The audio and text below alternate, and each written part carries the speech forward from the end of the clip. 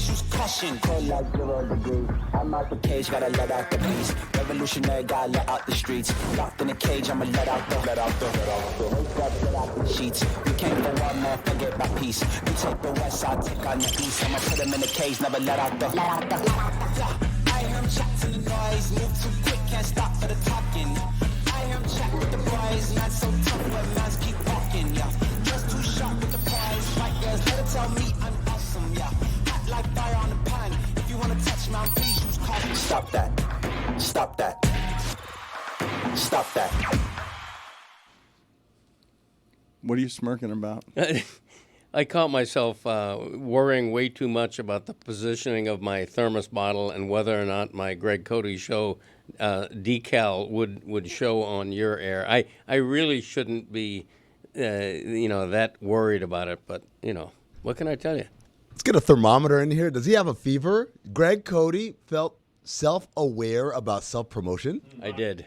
Yeah. But he was just smiling to himself, thinking about how self-involved he was. Like, I was starting the show, and I was about to say, I've got too much to talk about. I'm not going to be able to get to all of the things just in basketball from the weekend, never mind everything else. And I imagine that a lot today is still covering Shedeur Sanders, so I'm stuck in a situation where not merely am I miserable because I have to talk about people who were drafted. That's the first time I've ever seen a draft become about the guy who wasn't drafted. Like, I've seen guys drop, but I have never before seen that. I'm not allowed to play the clip from Bill Burr. None of us have seen that precipitous a drop. I think all of us would have argued that being Deion Sanders' son would help right up until it didn't. Because all things being equal, it did not help. It's one of the factors. There are a bunch. Like, a lot of people are going to want to cite only one factor. There are a bunch when it comes to Shedeur Sanders. But Bill Burr, I can't play the clip, but he does a bit. You have the sound. I can't play the video, but you have the sound. All right, so rather than me saying it, why don't you go ahead and play the sound? You know what? That's what you get for watching the draft. All right? Once again, what kind of a loser just sits there watching round after round? The Jets are up next. I think they need a cornerback. They need to improve the defensive line. Dude, that's like going to a graduation ceremony where you don't know anybody who's graduating and just sitting there. They're going to have the whole list the next day. They'll have everybody who drafted, who, when. Got to sit there and watch that shit. Those stupid interviews. Hey, you're a member of the Buffalo Bills. How does it feel? Well, it's a blessing. I want to thank God. I'm going to try to do my best. It's a great organization. And I'll say the last 80 guys said. So, yeah. I don't like the draft, and I'm not going to make this show about that. But I do want to ask the question seriously at LeBatardShow. Are human beings better at evaluating horses than football players? Because Mel Kiper is associated by name with knowing how to do this one thing. And he spent 41 hours on television with Shedeur Sanders as his best available prospect. And his anger is born not of anything other than, I'm right. The NFL is wrong. This happens a lot. It's the same reason for Skip Bayless's anger. It has something to do with Stephen A. Smith's anger. Like, the media does not like being wrong about something. And so you get an emotional response to that wrong that is Mel Kiper making Reese Davis insane. Let's play some just sound of Mel Kiper trying to basically argue that he knows more than everyone in the NFL about evaluating prospects. The NFL has been clueless for 50 years when it comes to evaluating quarterback. Clueless. No idea what they're doing in terms of evaluating quarterback. That's proof. There's proof of that. They say we know exactly what we're talking about with quarterback. They don't. He ended one segment by saying he was just totally disgusted. And let's just play the sound where he gets Reese Davis mad. I've never seen Reese Davis mad on television. This was like seeing a Macy's mannequin get furious. But Mel, the draft has spoken. That's right. That's the key, Mel. It's not putting a value judgment on whether those who passed were right or wrong. They did. Yep. So now, whenever you're in circumstances in life, whether you like them, whether you don't like them, whether they're fair or whether they're unfair, you might have to deal with them. That's and right. now Shedeur Sanders has to deal with it. everything. And for whatever reason, whether he played a minute, microscopic percentage, 0%, or it's a legitimate criticism of the way he conducted himself during the draft process, this was the result. Yeah. Now he has an opportunity to answer it. I think yelling at the NFL about it is not productive. Feels like they pushed a button on Shedeur Sanders, right? Like the call came from up top? This is what Stephen A. Smith is arguing as collusion. I would say when people are confused, and we all are, because this is something we're doing that's really subjective, really unscientific. Tom Brady was a 6th-round pick. We do not know what we're doing when it comes to this evaluation, and I am serious about being able to measure a horse's ability to succeed better than whether an NFL prospect is going to succeed.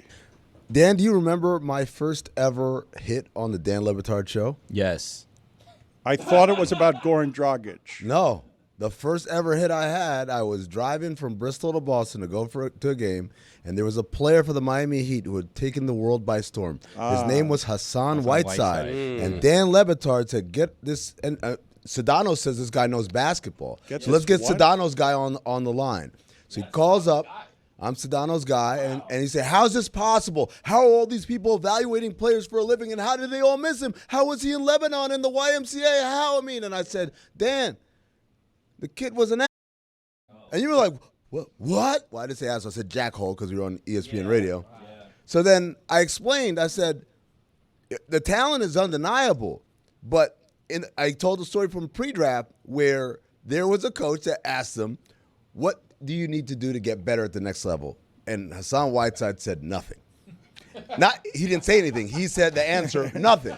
And the coach said, I get it, you're confident, we're all confident, but everyone's working. Everyone's trying to get better. Hell, Kobe Bryant's the best player in the league. He's working every day trying to get better.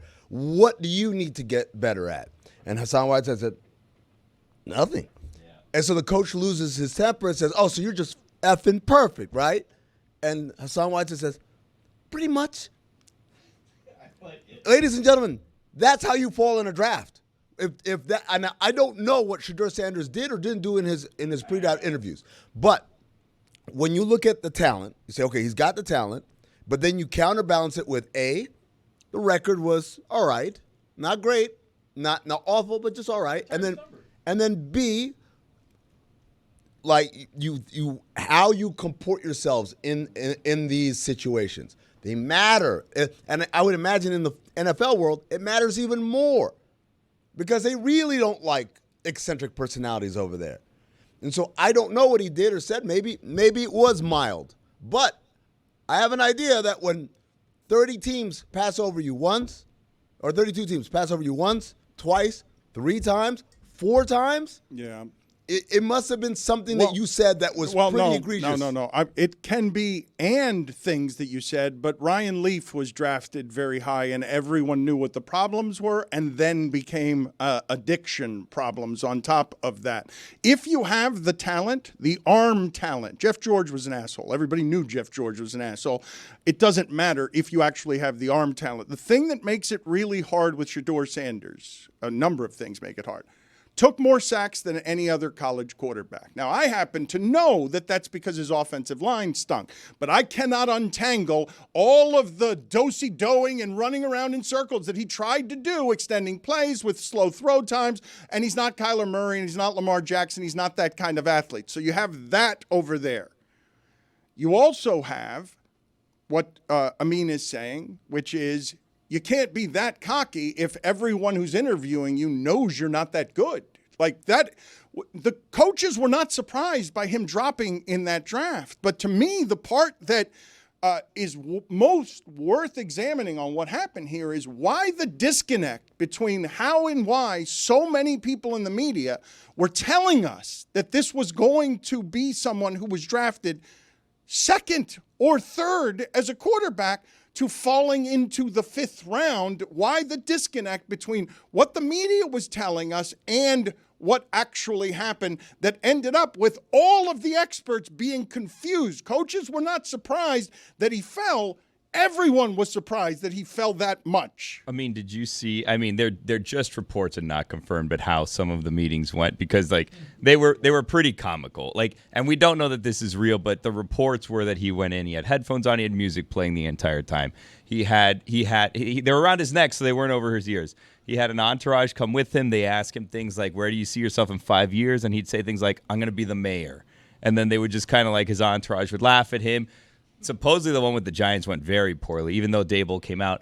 I think the thing, beyond everything else is there's only a handful of teams that needed a starting quarterback, right? And once Pittsburgh elected not to get him, really once the Giants went with Jackson Dart, it became a thing of, okay, well, he could beat Pittsburgh, maybe next round. Then Pittsburgh didn't get him, and then it became a fall. And when you didn't bring him in to be the starting quarterback, then every team who either interviewed with or didn't interview with, or his dad said he wouldn't want to play for, or whatever, how much are you going to invest in someone to be your backup quarterback that you don't really know what you're going to get if he's tanking the interviews?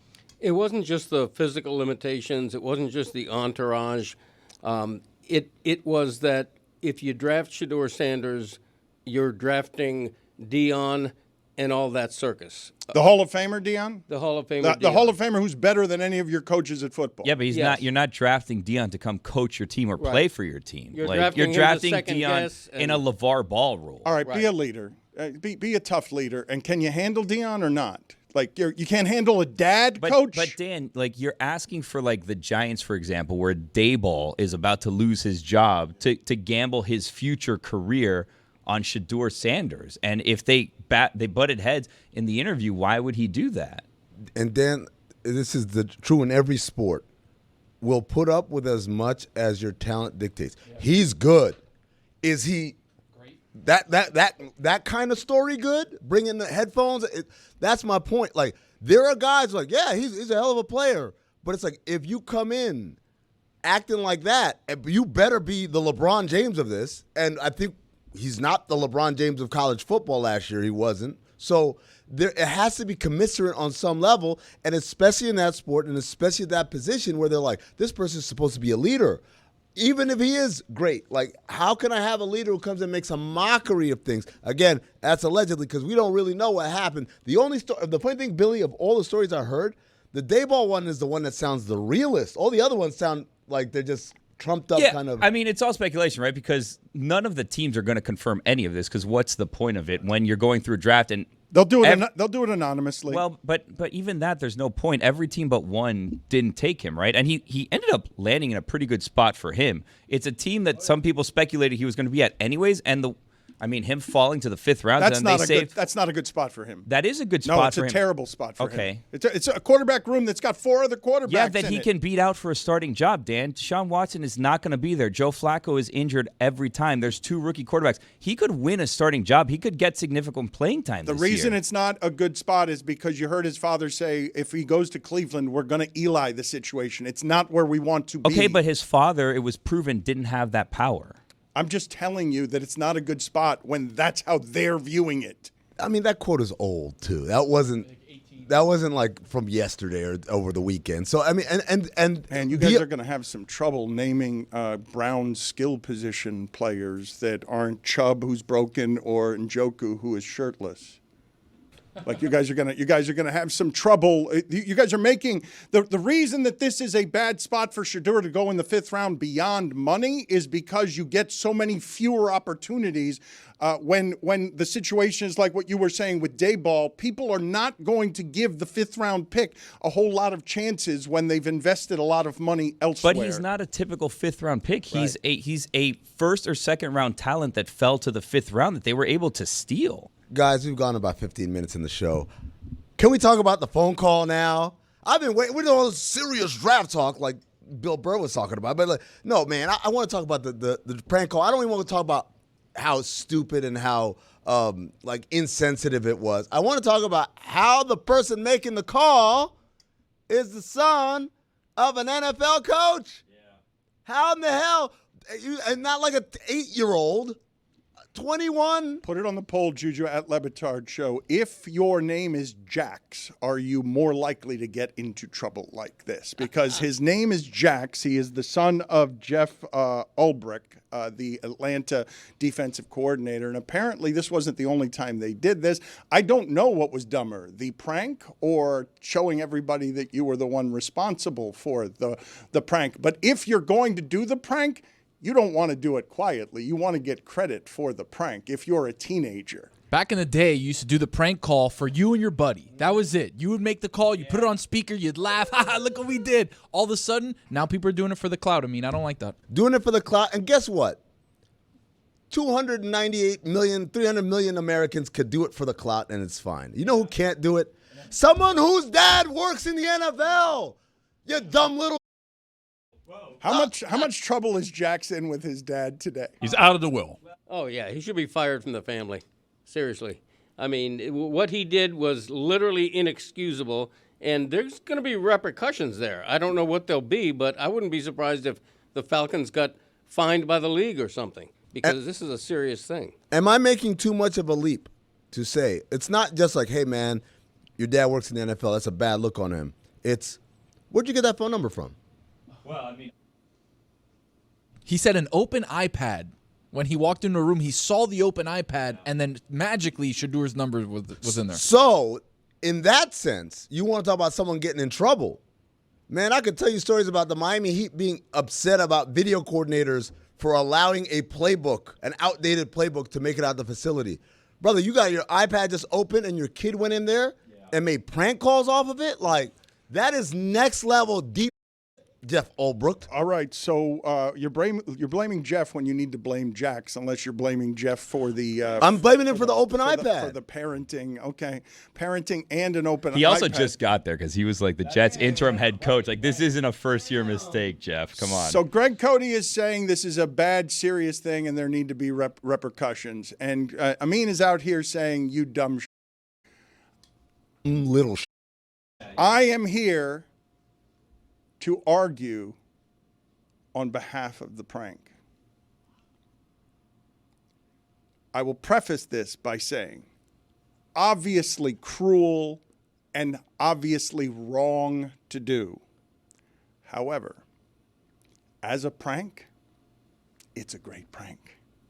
It works as a prank. If you're going to give Anthony Davis a show on Max, like, it's cruel, and people got mad on behalf of Shedeur Sanders because they're like, man, he feels bad enough. Don't do that to him when he's down. He's a national laughingstock. It's like piling on someone who's got so much internet shame. You guys wouldn't do that, right? You guys would never do that. Make a bunch of jokes on the internet about somebody who's drowning in internet shame. He's already in the shame. People are already feeling it on his behalf. However, you guys aren't going to argue with me that it doesn't work as a prank. For those of you who don't know what the prank was, someone called Shedeur Sanders and pretended to be the Saints that were drafting him as he fell in the draft. You guys will agree that as a prank, just by definition, that's how a prank works. Yes. Yeah. I would put a B on the execution. Yeah. I would have, because he does the call and says, but you're going to have to wait a little longer. And then I was like, look, man, I want you to go, if you're going to do this, right? Let's game plan this. Let's go all the way. Yeah. Let's have him like really believe he got drafted by the Saints. Yeah. Let's have a lady call and say, okay, we got to set up your travel. Like, just take it all the way. Let's Nathan Fielder this thing. If we're gonna do a prank, let's prank. Let's not do. But you're gonna have to wait a little longer. Nobody cares that Tyler Warren from Penn State was pranked. Nobody cares that Isaiah Bond was pranked. Cooper DeJean was pranked last year. No one cares about any of those, right? This is the only prank we care about. The fourth one of these. I didn't even know those happened. Right.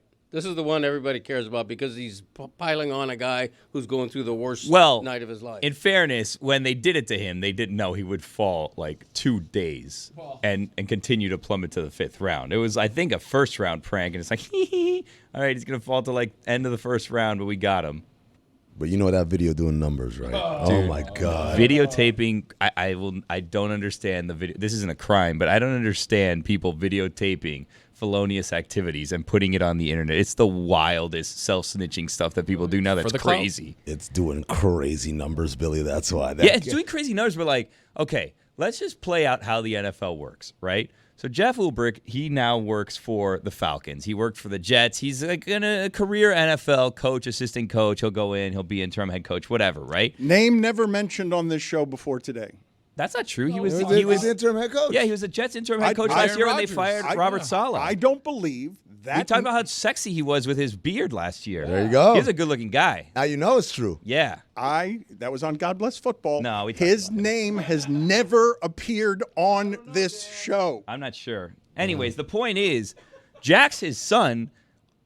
Brother, all you have to do is, like, not do that, and you'll get a job and a career in the NFL. Your daddy's a coach already. Just don't tell yourself messing with famous draft prospects in the middle of a historic plummet, and you'll get a coordinator thing, and you'll work your way up, and then boom, Lane Kiffin. Yeah. But Mr. Gill, I don't want to work in the NFL. I want to be a star. Yeah. The biggest star there is on YouTube and TikTok. Cody, when you raise your finger, usually you want to talk.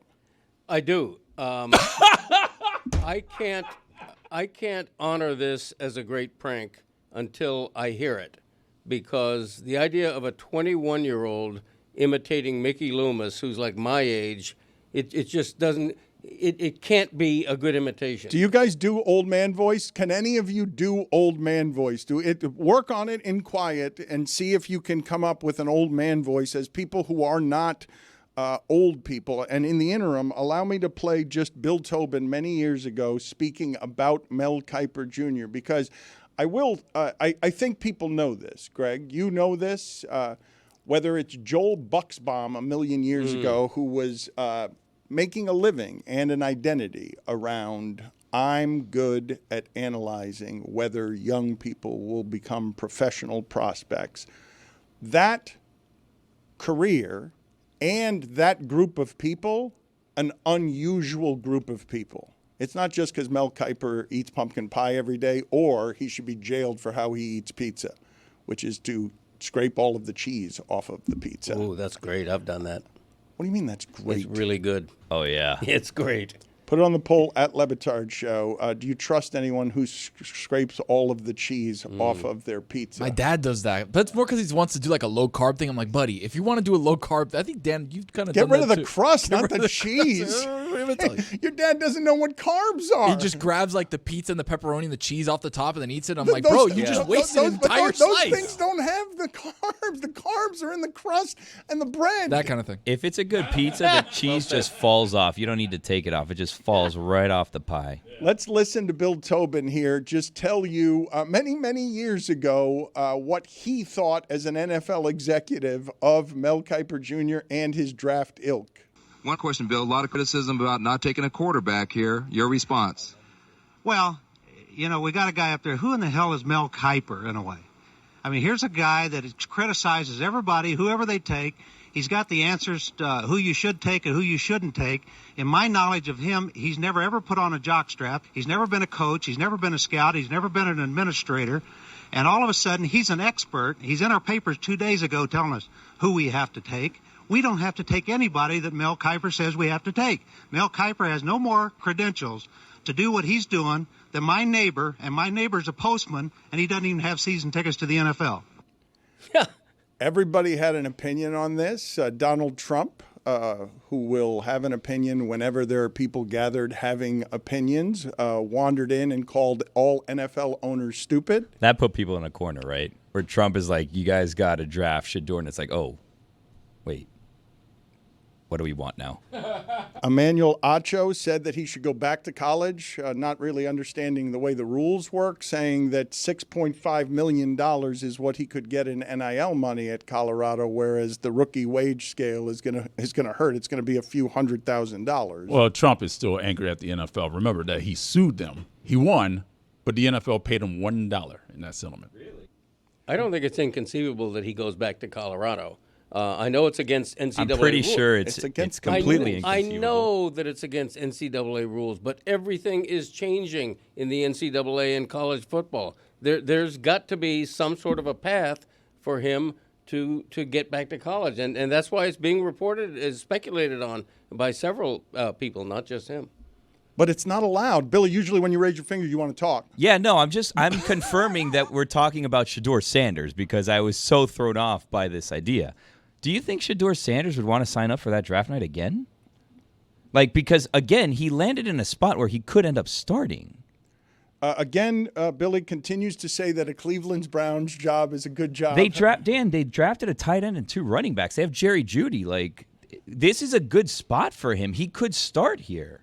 To be fair, the expectations are 0. So all he has to do is have a good camp, and then Deshaun Watson flames out. We all know that. I don't understand. Like, if he was drafted at number 2 by the Browns, we'd be celebrating it. But the fact that he was drafted in the 5th round by the Browns, it's a different team? Jerry Jeudy, I am going to have to concede to you because he had a good year last year, even though it felt like Josh Gordon doing that with Brandon Weeden. You have to have a number 1 receiver. Jameis Winston is throwing the ball all over the place. All of a sudden, Jerry Jeudy looks like a number 1 receiver, even though physically he's always looked like a number 1 receiver, and never before getting to Cleveland has he played like a number 1 receiver. You and I can continue to disagree on whether a Cleveland Browns job is a good job. We can continue to disagree on whether having a quarterback room that has Deshaun Watson, Flacco, Kenny Pickett, and Gabriel in it, Dylan Gabriel, like whether that's too crowded or not. To be honest, when you got that many quarterbacks, Dan, what do you got? You don't have any quarterbacks. They're all beatable. But he's not going to be drafted by the Chiefs. So are the Browns with any of them. Okay, but like, if he would have gone to the Titans a better option for him? The draft, like, the bad teams are the ones that draft the quarterbacks. I say that the bad setup for anyone is to be a 5th-round pick in a room where they have 4 quarterback options that aren't you, that they're paying more than you because of how it is that the Dayball thing works out, where people who have their jobs on the line tend to unite with management on going with people who are paid the most or invested in the most or drafted the most or traded the most for or is your guy, and Shedeur's not going to get the kind of reps in the 5 quarterback room that you need in order to win that job or show somebody something. But it's not going to end up being a 5 quarterback room. They're going to get rid of some of them. And like your own argument is Shedeur's incredible value right now. You have him locked up for how many years? For what? Like, he's getting paid nothing on this rookie deal. Like, you're incentivized to keep him on your roster. Yeah, they don't have a starting quarterback. It's not like he's coming in there trying to beat out him, and he's the 3rd guy right away. It wouldn't surprise me in the least if Shedeur Sanders winds up as their starting quarterback. And I think we can all agree that nobody in the NFL right now, certainly nobody coming out of that draft, is more motivated to show how good he is and to put up a middle finger to the NFL.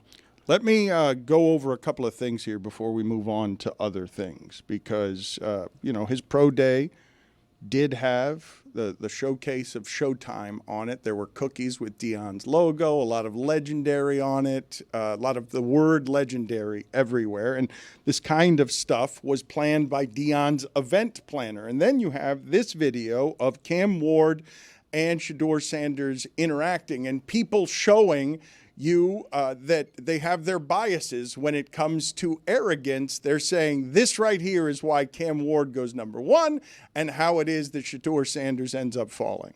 Come on, bro, let's make a song. Let's drop for him, Richie. I play football. Here we go. Yeah, football. I play football.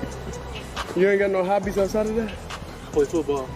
That's the only hobby I want people to know me as, football player. When they search up Cam Ward, we say American football. Back in my zone, man, you know I can't stop. I was blue face, I was really with that mop. They said that I was slipping. Cam Ward, that could have been edited out. I don't know why. We got a little blue face mention. I don't know nice. why. Just enough to lose our YouTube monetization because we don't edit things correctly. That one was just idiotic. That one wasn't even like the great clip. There's a better clip of them outdoors where they're talking trash, and Cam Ward says, "You're getting a water break after one drill," and Shedeur says, "I wasn't drinking water. I was drinking Gatorade. That they pay me for." Cam Ward, 0-star recruit, because nobody knows anything when it comes to this stuff. 0-star recruit. Like that, to me, that, Greg, was what was most on display with all of this. We think we know something when we don't know. Is particularly at that position, I think. You mentioned, you compared analyzing racehorses and athletes. Racehorses never give a bad interview. They never betray themselves with their arrogance. when they're being vetted for athleticism. Shedeur Sanders did, plainly. People don't want that. They don't want the headphones and the disrespect. Oh, but stop! No, you're not. As Amin said, you're not good enough. Does to come Anthony off like Edwards that. seem like he's real respectful, wandering around telling everybody at WrestleMania that his penis is bigger than everyone else's? Like, what does respect have to do with anything here? Dan, Anthony Edwards is one of the very best players. He was the #1 overall Shedeur pick. Sanders is one of the few stars that there are in college football. Hold on. I'm not talking about stars, man. I'm not talking about marketing here. I'm talking about basketball-wise. Everyone said that dude's the man. Unequivocally. I mean, Shedeur Sanders has been told he's the man since he was born. Only until this draft does he think he's not the man. Dan, I'm telling you that the talent evaluation system had Anthony Edwards as the surefire #1 overall pick. Not Daddy and my sycophants told me that. Not the internet told me that. The talent evaluation system, right? You can't compare Shedeur Sanders to Anthony Edwards as prospects coming in. I think the other thing, too, is Anthony Edwards proved that he was him. Shedeur Sanders has been told that he's been him the entire time. When he had him on his team, Travis Hunter, who was that guy that went out and said, I'm going to play both sides of the ball, I'm going to play Heisman-level football, and here we are getting drafted, traded up for in the first round to prove that. I mean, it's not entirely fair to Shedeur, right? Shedeur is a 5-star recruit out of high school. He got scholarship offers from everybody out there. Every team wanted him in college. To what Dan was saying, Cam Ward was a 0-star recruit. Cam Ward was a 0-star recruit in part because of the scheme that his high school ran. So he wasn't getting the offers because they thought that he was more of a runner than a passer. And then you had Incarnate Ward, who took a chance on him, and then he repaid Incarnate Ward because he signed with them, and then their coordinator goes on to Washington State. He follows them to Washington State, and then he proves that he's a star, ends up in Miami, becomes the #1 pick in the NFL draft, which he also did because he decided to stay an extra year in college, where last year he wouldn't have been the #1 pick in the draft. So, Cam Ward had it. They didn't see it because of the style of play that they were doing in his high school, but he proved that he was. Shedeur is someone that everybody wanted on their team, and he took a different path by following his dad to Jackson State and then to Colorado. Also, real quick, like Tony said, Anthony Edwards told us about how big it was, up 20 in a playoff game at LA. Not overplaying. No, he did it at WrestleMania. No, he did it. No, that was at a playoff game. That was courtside. He was on the scorer's table. Yeah, he's on the scorer's table. It was him and Rudy Gobert. He said, Rudy's worth 200, and Rudy went like this. Oh, he did this. You got your cotton and Glorious Bastards. Let me play some or read some sound to you from, I should say, read some back and forth between LeBron and Rudy Gobert this weekend that I wonder if you guys could ever again be friends with anybody that you had this back and forth with, okay? Just the trash talk that is common in the NFL at every turn, because there is plenty of trash talk everywhere. The back and forth was LeBron went to the referee and said, eject this mother bleeper. He just elbowed me in the head. Rudy Gobert came back at LeBron and called him a soft-ass mother bleeper. And then LeBron said, I will kick the out of you. That is an interaction that two human beings, now they don't like each other and haven't liked each other for a while, but if you guys had any of that as an interaction with your friends, you're pretty much done speaking for a while, correct? Or a coworker. If you're having that interaction with a coworker and then you have to work again with that coworker, are you still speaking with that person? Incorrect. I've been in that situation, and then 5 minutes later, hey, you want to go get a beer? Hey, man, that's what dudes do. Is it? Okay, I've never done that. And I've never had that exchange with anybody that I intend to have any kind of relationship with after that. You've never called somebody a soft-ass MFer? No, You never elbowed anybody in the head? No, I don't do all of that. If you're friends, you say those exact same words, and it comes off totally different, right? Okay, but the tone and the intent matter. If you're friends and you're just fooling around, yes, these two people were not fooling around. The Lakers are about to have their season extinguished as a 3 seed. Anthony Edwards, the last couple of seasons, is slaying dragons. But Dan, they're not friends. Why do you keep saying if you're friends, they're friends? Rudy Gobert and LeBron are not even close. Oh, no, I'm just saying that coworkers interacting in spaces that are even competitive, if we had that exchange, if you saw that exchange right now between two people in our office, that is not an exchange that will then just be forgotten. It's something that's going to linger here in the workplace and in the relationship. Bad analogy. Better analogy is if it happened between you and Colin Cowherd or you and Dan Patrick. You guys aren't co-workers. You work for different companies, same industry. You should throw an elbow in the back of Dan Patrick's head, exactly right. And then they are co-workers. They share a space. They share a confined space together. No, they're not co-workers, Dan. They're competitors. Dan, imagine if you will, we're at a construction site, right? And you're building this part, but then here come the HVAC people. Like, I don't work with the HVAC people. I'm just a carpenter here. So, like, if I throw an elbow into the HVAC guy's head, like, it doesn't, how could you do that to your coworker? Like, I don't know this dude, man. I've seen him around because he's on our job site, but that's it. It's like a lion and a gladiator. Those were not coworkers. Those were adversaries. They were in a confined space together, but like they're looking to kill each other. So the people who are hugging at the end of the games after they've won or lost, teammates sharing jerseys or opponents sharing jerseys, those people aren't coworkers? No. All NBA players aren't coworkers? I don't want to to Billy. Actually, they were coworkers. Afterward, they would go get a beer at the local tavern, the Lion and the Gladiator. Oh, tough one today, huh? Yeah, man. Hey, you want to do me a favor? You want to stop with the spear? Like, I get it. You got to do a show, but come on, man. I'm getting poked. Who's got the best old man impersonation back there? Who's got the best Mickey Loomis impersonation? I think we all can give you one. All right, go ahead. All right, so I'll go first. I need complete silence to get into character. Yeah.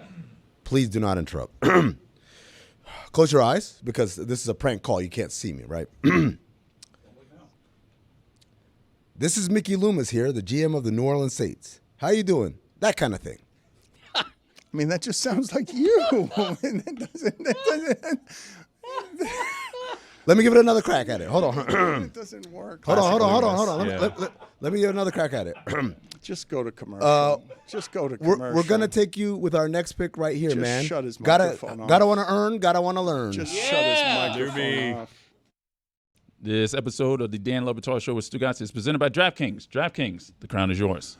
Unfortunately, our crack team of editors isn't able to edit things in a way that doesn't cause music to play that affects our money. But they can find sound of me being wrong and Billy being right very quickly. Whether or not we've ever mentioned Jeff Ulbrich on this show before, this prank, I said we had not. Billy said we had. It appears he's right. Let's play that sound. I just don't think that you do this unless you know what you're doing next. Like, you don't just fire him without knowing what the next news is. According to Zach Rosenblatt from The Athletic, Jeff Ulbrich will be the interim coach. So he's the defensive coordinator and now the interim coach. Apparently, according to Zach, he's beloved by the entire Jets roster and staff. Well, that always works. Should have edited Samson out of there, too. Yeah, that's probably a good idea. It's just that last tail, that last little tail of it.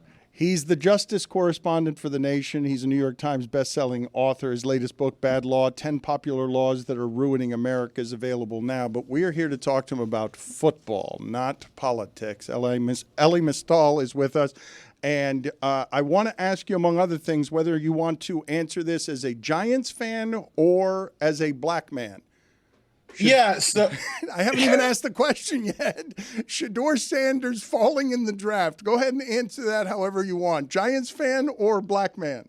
Yeah, no, I got to start as a Giants fan first, right? Like my this is what my team does, right? And if the Giants want to know how good a quarterback can be when they have a loud father who is manipulating the draft, they need to look no further than Eli Manning, because there's ain't a thing that Deion Sanders is doing that he didn't learn from watching Archie Manning, right? People forget that Archie Manning literally would not let Eli play for the San Diego Chargers. Did the Giants say like, oh no, that's a locker room cancer waiting to happen? No, they were like, come on over. We're gonna put you on our team. Tom Brady wishes the Giants had reacted to Eli Manning the way that they reacted to Shedeur Sanders, right? Because he'd have 2 extra rings right now. It is pathetic. And the thing that I really, again, as a fan first, Brian Daboll is out here talking about how, Shedeur Sanders, I didn't like how he reacted to our installation package. Brother, you 3-14. Maybe your installation package sucks. Like, has that occurred to you yet? Like, look, if Chuck Schumer, in my world, if Chuck Schumer is going to like draft me to run for Congress and he gives me the Democratic playbook right now, I'm going to be like, nah, Chuck, that ain't it. Because all y'all do is lose. Maybe I got my own plays that I want to run, Chuck. Like that, and that's just in my world. There's the idea that you can't draft a quarterback because you didn't like how he reacted to your 3-14 installation package is just, it's beyond me. So yes, as a Giant fan first, what a disaster. As an African-American male, look, ain't nobody do blatant racism quite like the NFL, right? Like you know how right now we got a lot of people talking about, I can't believe these Latinos voted for Trump. Don't they know they're going to deport them? And I'm like, brother, we watch the NFL. We can't talk. We can't talk to no Latino who voted for Trump because we watch the NFL. The league does this. The league plays in our faces like this all the time. And Sanders is just the most recent, most blatant example. And I know some of your listeners are going to be like, how can you tell it's racist? Because look, there are two kinds of racism, right? There's the racism that only happens because you're black. And people who don't like to think that racism exists, they love to talk about that kind of racism because as soon as they find one black man that it doesn't happen to, they'd be like, see, racism is solved. Barack Obama, what you got now? Like, you know, scoreboard, Barack Obama. Like, but there's a different kind of racism, right? And that's racism that never happens to white folks. And you never see a white athletic talent drop like a stone in the draft because they didn't interview well, right? Nick Bosa out here interviewing like he's a January 6th terrorist. Doesn't affect him, right? Johnny Manziel out here interviewing like he's Nick Cage from Leaving Las Vegas. Doesn't affect him, right? The Jets, my crosstown rival team, their last quarterback interviewed like he was RFK Jr., ain't had a bath in 3 years, probably got rabies, ain't gonna affect him, right? But Shedeur Sanders interviewed poorly, so we can't draft him. They're playing in our faces, man, but the NFL does this all the time. But Jackson Dart has a great name. Nice. From Ole Miss. From Ole Miss. Right? From one of the most ridiculously, like, long-term, like, literally named their team after the Confederates, Ole Miss. Jackson Dart's the guy. And look, hopefully, again, I'm a Giant fan. Hopefully Jackson does well. I don't want to shade Jackson just because of where he come from, right? I'm not like that. Right?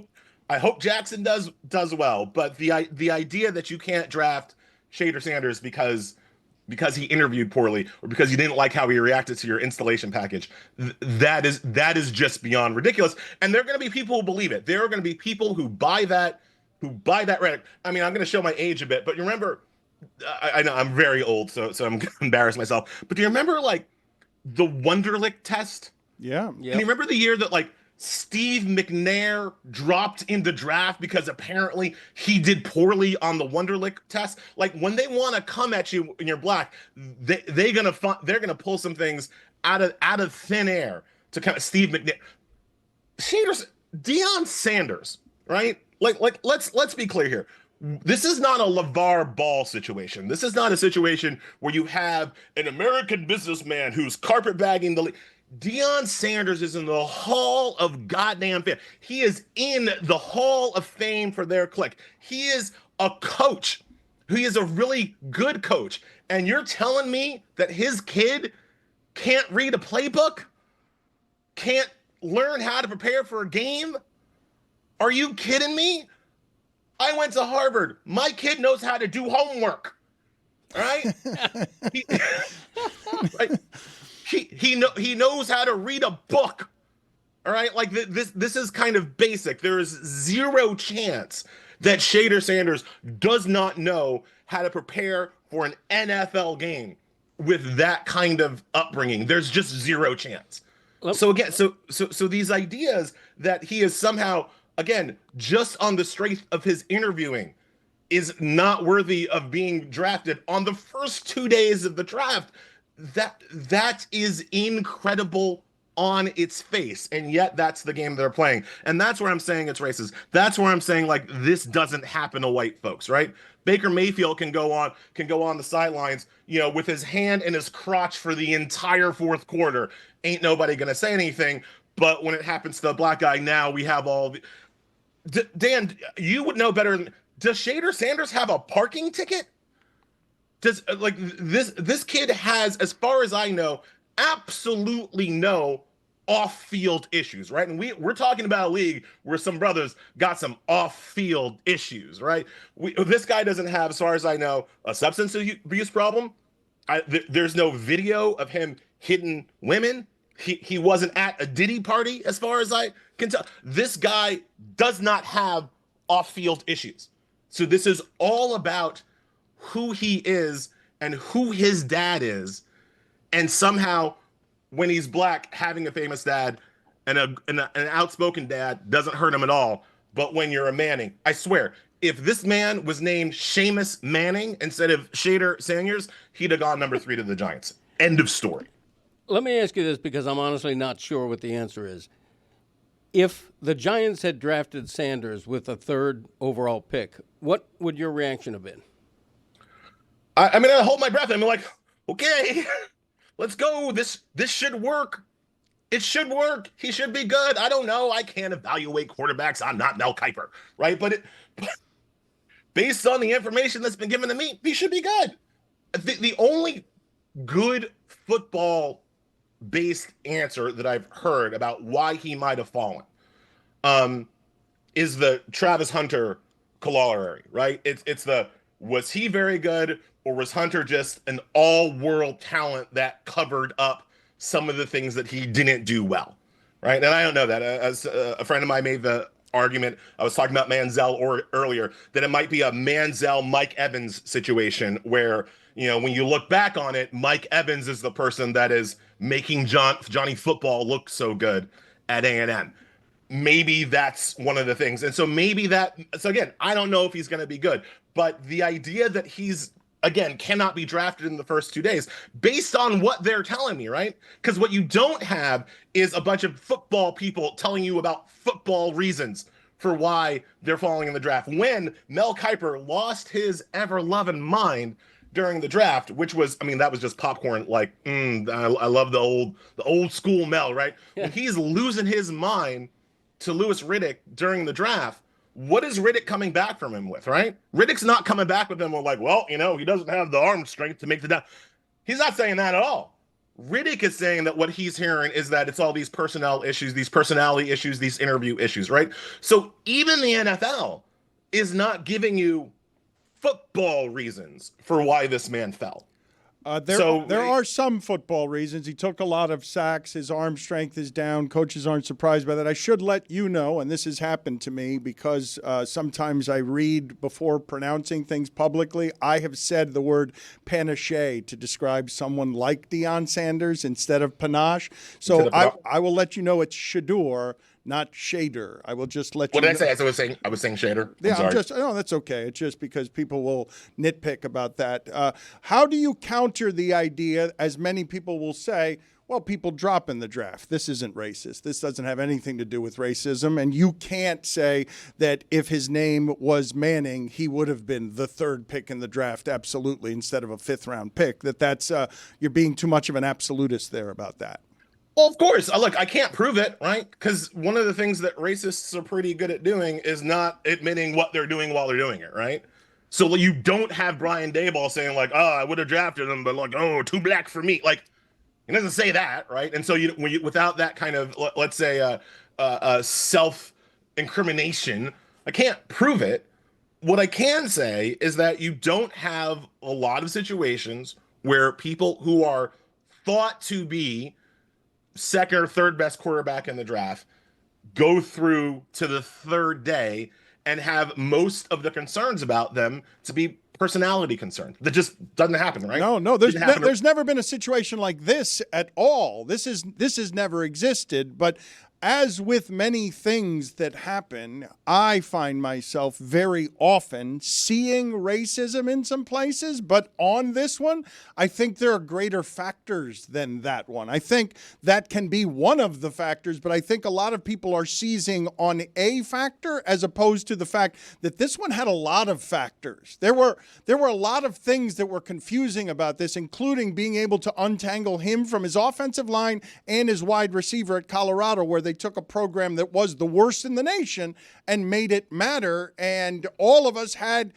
into the draft, we're all hearing he's the second best quarterback. That never falls to the 5th round, ever. Nope, it really doesn't. And here's another thing, Dan, and I take your point. Again, you can't prove, you can't isolate. It's never, we don't have the perfect control group set up to prove the point to the level of the scientific method. But let's also think about this. Let's look at the fact that, we're arguing about whether or not Deion, whether or not his dad, whether or not his famous lineage hurt him. I think what we can say pretty clearly is that it didn't help him, and it always helps white folks. Again, look at the Manning example. It did, like, if you have concerns about his personality, his preparation, and offensive line and all this kind of stuff, but he's coming from a famous quarterback family. He's coming from a famous football family. If you're white, that usually helps. That usually helps arrest the slide, if you will, right? Anybody think if Arch Manning ends up being pretty decent, and all early indications are that that he is, although since I mispronounce Shedeur, I should do the same. If Arch Manning ends up being pretty good, right? Do we think that he's going to slide to the 5th round because people are worried about that Manning family? They got too much power in the NFL. You don't want the Mannings. You don't want Eli and Peyton sitting in the ESPN room, reanalyzing and second guessing your playbook, do you? So we don't want the Manning family around us. So we're not going to draft Arch. Like, does anybody think that's going to happen? It's crazy. What he's saying is crazy, and it's also not totally wrong. I think I can make the argument now, and most people would agree with it. All things being equal, at the end, Deion being his dad didn't help. Like, you can make arguments it didn't hurt, but you can't make arguments it helped. Like, being Deion's kid helped him at every stage along the way toward professional football and the first incarnation of professional football in college. But as soon as he gets to the pros, all things being equal, we can't make the argument that having a Hall of Famer as your dad helped him at all, correct? No, but I would make this point. If you have the physical skills that make you a high first-round pick, and nobody's disputing that, you can survive having a loudmouth dad, if I'm being frank, or an evolved dad who you're going to end up drafting along with the player, and you can survive everything else. You can survive a bad interview if you have absolute number one pick skills, and he didn't. But we thought he did. No, not really. I mean, the lowest anyone had him falling was the 2nd round. Well, Diana Rossini was on your air last week saying that she predicted he was not going to get picked in the 1st round, and he was falling. I mean, it wasn't... Yeah, but 2nd round and 5th round, those... Yes, that's the shock. That's unprecedented, and I would use this as anecdotal information. Mel Kiper picked him number 9. This was the first time ever that a Mel Kiper top 10 pick has gone that low. I know that's anecdotal, but we haven't seen what we saw with Shedeur Sanders dropping. Elie, people are accusing your name of being fake. They're saying it's too perfect, and the Mystal has an air of mystery around it. So is yours a nom de plume, or is that a real name? My name is real. My hair is real. It's Haitian. And I feel like Miami listeners are going to have met quite a few Ellies. It's a fairly common Haitian name, but a lot of people think that I'm named after a girl. So, like, whatever. You roll with what you got. Well, the Mystal is, though, it's the thing. It's got an air. It feels like there's, like, smoke and mystery around it. It sounds like a drink. It's more sac passe. Like, it's just Creole, man. That's all that is. Look, I just to the point of like, if he had rock solid 1st round talent, that's the other thing about the draft, right? Like, it is not everybody knows that it's not an exact science. And so again, I kind of look at these other factors of like, what should have helped him, what should have hurt him. And like Dan just said, like it's very clear that being Deion's kid did not help him. But you know what probably did help him? What probably did arrest the slide? And I hate saying this, like very, very much. Donald Trump's tweet talking about how all these people were idiots for not driving. And, of course, Trump had to do it in the most, like, eugenics way possible, right? He's got good genes, right? He's got superior genes. Like, that's how he had to do it because that's the way that fascist man thinks. But bottom line, Jimmy Haslam, right? The owner of the Browns, he's a big GOP donor. My friend Joe Patrice on Above the Law, we were talking about this last night. He's a huge GOP donor. If you look at that footage of Barry being forced to draft him, it seemed pretty clear that wasn't his call, right? It seems pretty clear that he got a call from the owner saying draft that kid after they had gotten their super awesome 5'9" quarterback from Oregon. Seems like Jimmy Haslam kind of overtopped his GM and made him do that pick. And I can't help thinking that might have something to do with Mr. He's got great genes, Trump coming out and saying something about it, right? Even this morning, I saw at the White House press briefing, what's her face? Not Kaylee, the new Kaylee was out there talking about how, all she can say is that Trump tweeted about it and then he got drafted. Like that's literally that's the White House spin on this. And again, Jimmy Haslam, big GOP donor, so I can't say that had nothing to do with arresting the fall and where he actually ended up. Elie's latest book, Bad Law, 10 Popular Laws That Are Ruining America. We didn't talk about any of that. Next time. Thank you. Always good seeing you, Elie. Always nice talking to you. Thank you, sir. Thank you so much for having me. A story from the Giants this weekend, Greg, that I wanted to get your thoughts on. I don't know how the group felt about Abdul Carter saying that he wanted Lawrence Taylor's number. What are you smiling about, Tony? I mean, we talk about Shedeur Sanders going in with the headphones and being like, I'm the man, I'm him. And then you get to a guy like Abdul Carter and you're like, yeah, I want Lawrence Taylor's number. Let me have that. That's some balls, but that's okay. Like, we're all good. Is it okay? I can see him asking. He's the number 3 pick. He's supposed to be a great specimen. So was Deion Jordan. Do we know? Well. I mean, Cam Ward got Warren Moon's number. Warren Moon gave it to him, though. That's a different story. Gave it to him. You were LT's saying, not giving it Amin? to him. Do we know if he meant number like, hey, what's Lawrence Taylor's number? I'd like to talk to him. Well, they did talk afterward. They have spoken. For those of you who do not know, I think this happened. Did this happen on Micah Parsons' podcast? Abdul Carter said he wanted 56. Lawrence Taylor talked to him, and this is the quote from Lawrence Taylor after telling him no. Quote, I'm hoping he's not thinking, oh, I got shot down by LT. I'm the guy that is right behind you. I'm going to be 2 steps behind you and make sure you don't fall. And that's simply bull. He's not going to be 2 steps behind him. What does that mean, by the way? No, it's just I said no to him, and I couldn't just say no to him, bleep you, that's my number. No one will ever wear it again because it's disrespectful, kid, for you to think you could wear it. That's not what he said. He said I'm always going to be behind him, 2 steps behind him. And if you're 2 steps behind him, he's going to fall on his back. And when he falls on his back, the uniform he's wearing is not going to be number 56. You're not going to catch him, and you don't want him wearing your number.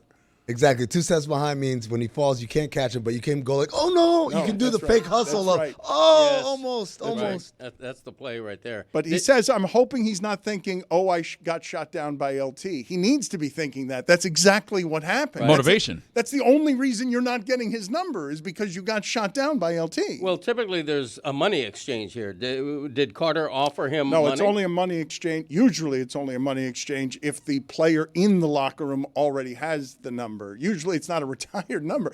I'm honestly... $1 million for that LT jersey, by the way? Is there... the number 12 is associated with quarterbacks. I'm not good with uniform numbers, but 56 to me, I can make the argument it's the most famous number in the sport, is it not? Like I can make that argument based on I don't know another defender's number that resonates the way that one does. That blue 56, man, that's timeless. That's timeless. You if you have to pick another jersey, maybe Manning. 18? 18? It's TB12, right? Like he made the entire method out of it. Yeah, but a lot of quarterbacks wore 12. See, 56 I just associate with one player ever. And I don't do that. Go ahead. Forgive me because I'm telling you, I'm bad at uniform numbers. But can you guys give me the second most famous number 56, not just in football, anywhere in sports? 13. Well, anywhere in sports, 99. No. Number 56 as a number, I only associate it with one player ever. Dan, I've got another famous NFL number. I can only think of one guy. I won't even tell you who the guy is. I'll just tell you the number. 7. Elway. Oh, wow. Elway? 2 Americas. Mike Vick. I was like, clearly Mike Vick. What are you talking about? Elway. Right, put it on the poll at Le Batard Show. Number 7, Elway or Mike Vick. The reason I'm saying 56 stands out is there are a lot of 12s. We can do Tom Brady on 12, but there are a lot of 12s. It's a famous quarterback number. This is an interesting discussion because technically I don't think Lawrence Taylor makes that decision. I think the Giants retired that number. Like the Giants would have to give permission. I'd argue that if LT gave permission, then the Giants would be okay with it too. It could be his number to retire. Maybe not. Maybe I've got that wrong. I wouldn't have given it if I were LT. I think he's justified to. You know what I would have said? I would have said Abdul Carter, have 50 sacks in your first 5 seasons and make 4 Pro Bowls, and then we'll talk. That's what the phone call would have gone like. Mm-hmm. You earn it. You know, you got to want to earn. You got to want to learn. I mean, Mickey Loomis. Yeah, exactly. Dan, I've got some 56s for you. But off the top of your head, can any of you do the second most famous number 56 in the history of sports, all sports? I'm going NFL only here. Can I interest you in Keith Brooking? God. No? No. Can you guys play this game with me, though? Just if I say to you, you have to nominate from your library of remembered numbers what you believe to be the most famous number in sports. And when you say 99, it's because the 99 it's not just the greatness of Gretzky, it's also the 99 stands out more than the 56 does. It's just a number that's meant to stand out. Number 23 from North Carolina. It's the only number that has a soundtrack with it. Is there a second place number 23 that rivals Keith Brooking there as the gulf between the first 56 and the second 56? Who's the second 23? LeBron James. LeBron Raymond James. Yeah, it's pretty good. Which is a good transition to talking about yesterday's basketball because there is a lot of yesterday's basketball that I wanted to talk about. A lot of people are making a big deal about J.J. Redick. J.J. Redick sitting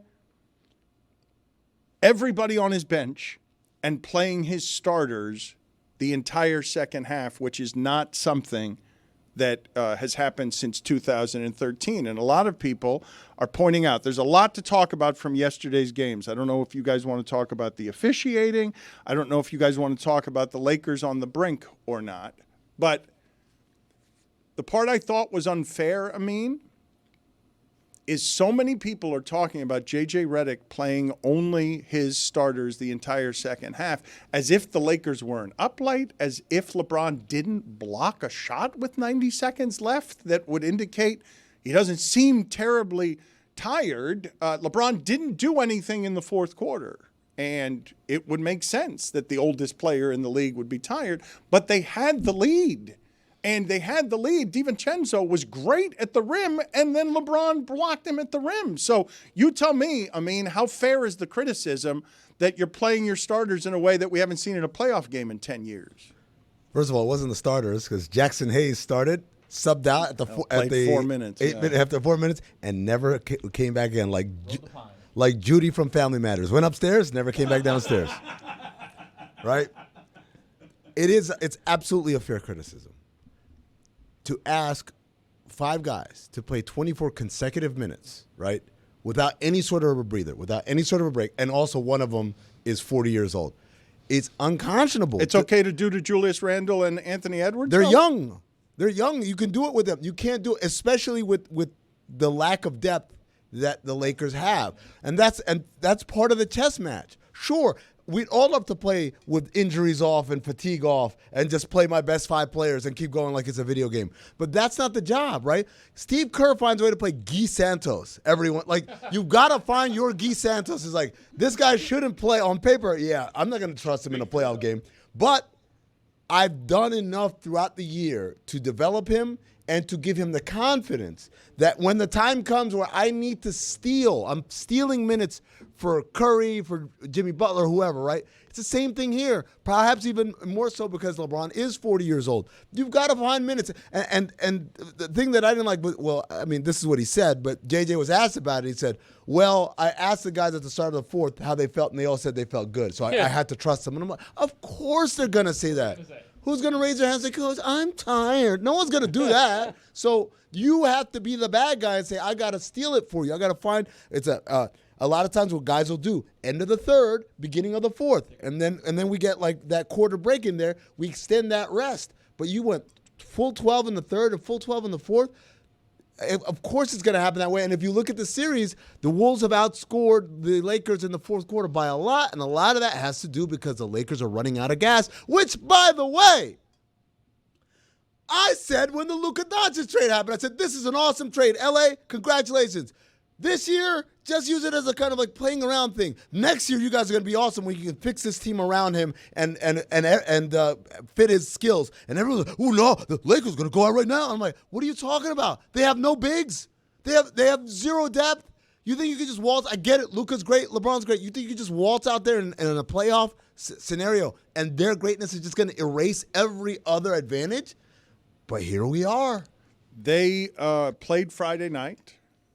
And then played again that soon afterward and put 19 points up in the fourth quarter, and LeBron had 0 points. What do you say to my point, though, Amin, that with 90 seconds left in that game, not only were you still leading, you also got a challenge, you got 2 timeouts, you had a bunch of stoppages in play, and the Lakers got overturned on an above camera angle. Like, I could say they were gassed, and it's the reason they gave up the lead in the fourth quarter. But at the end, you're still telling me that in winning time, the Timberwolves have more energy than the Lakers do as LeBron blocks the shot. And if they don't go to the overturn there, the Lakers are going to have the lead with 12 seconds left. Dan, what you just basically told me is I could go do cartwheels in the middle of Biscayne Boulevard and not get hit by a car.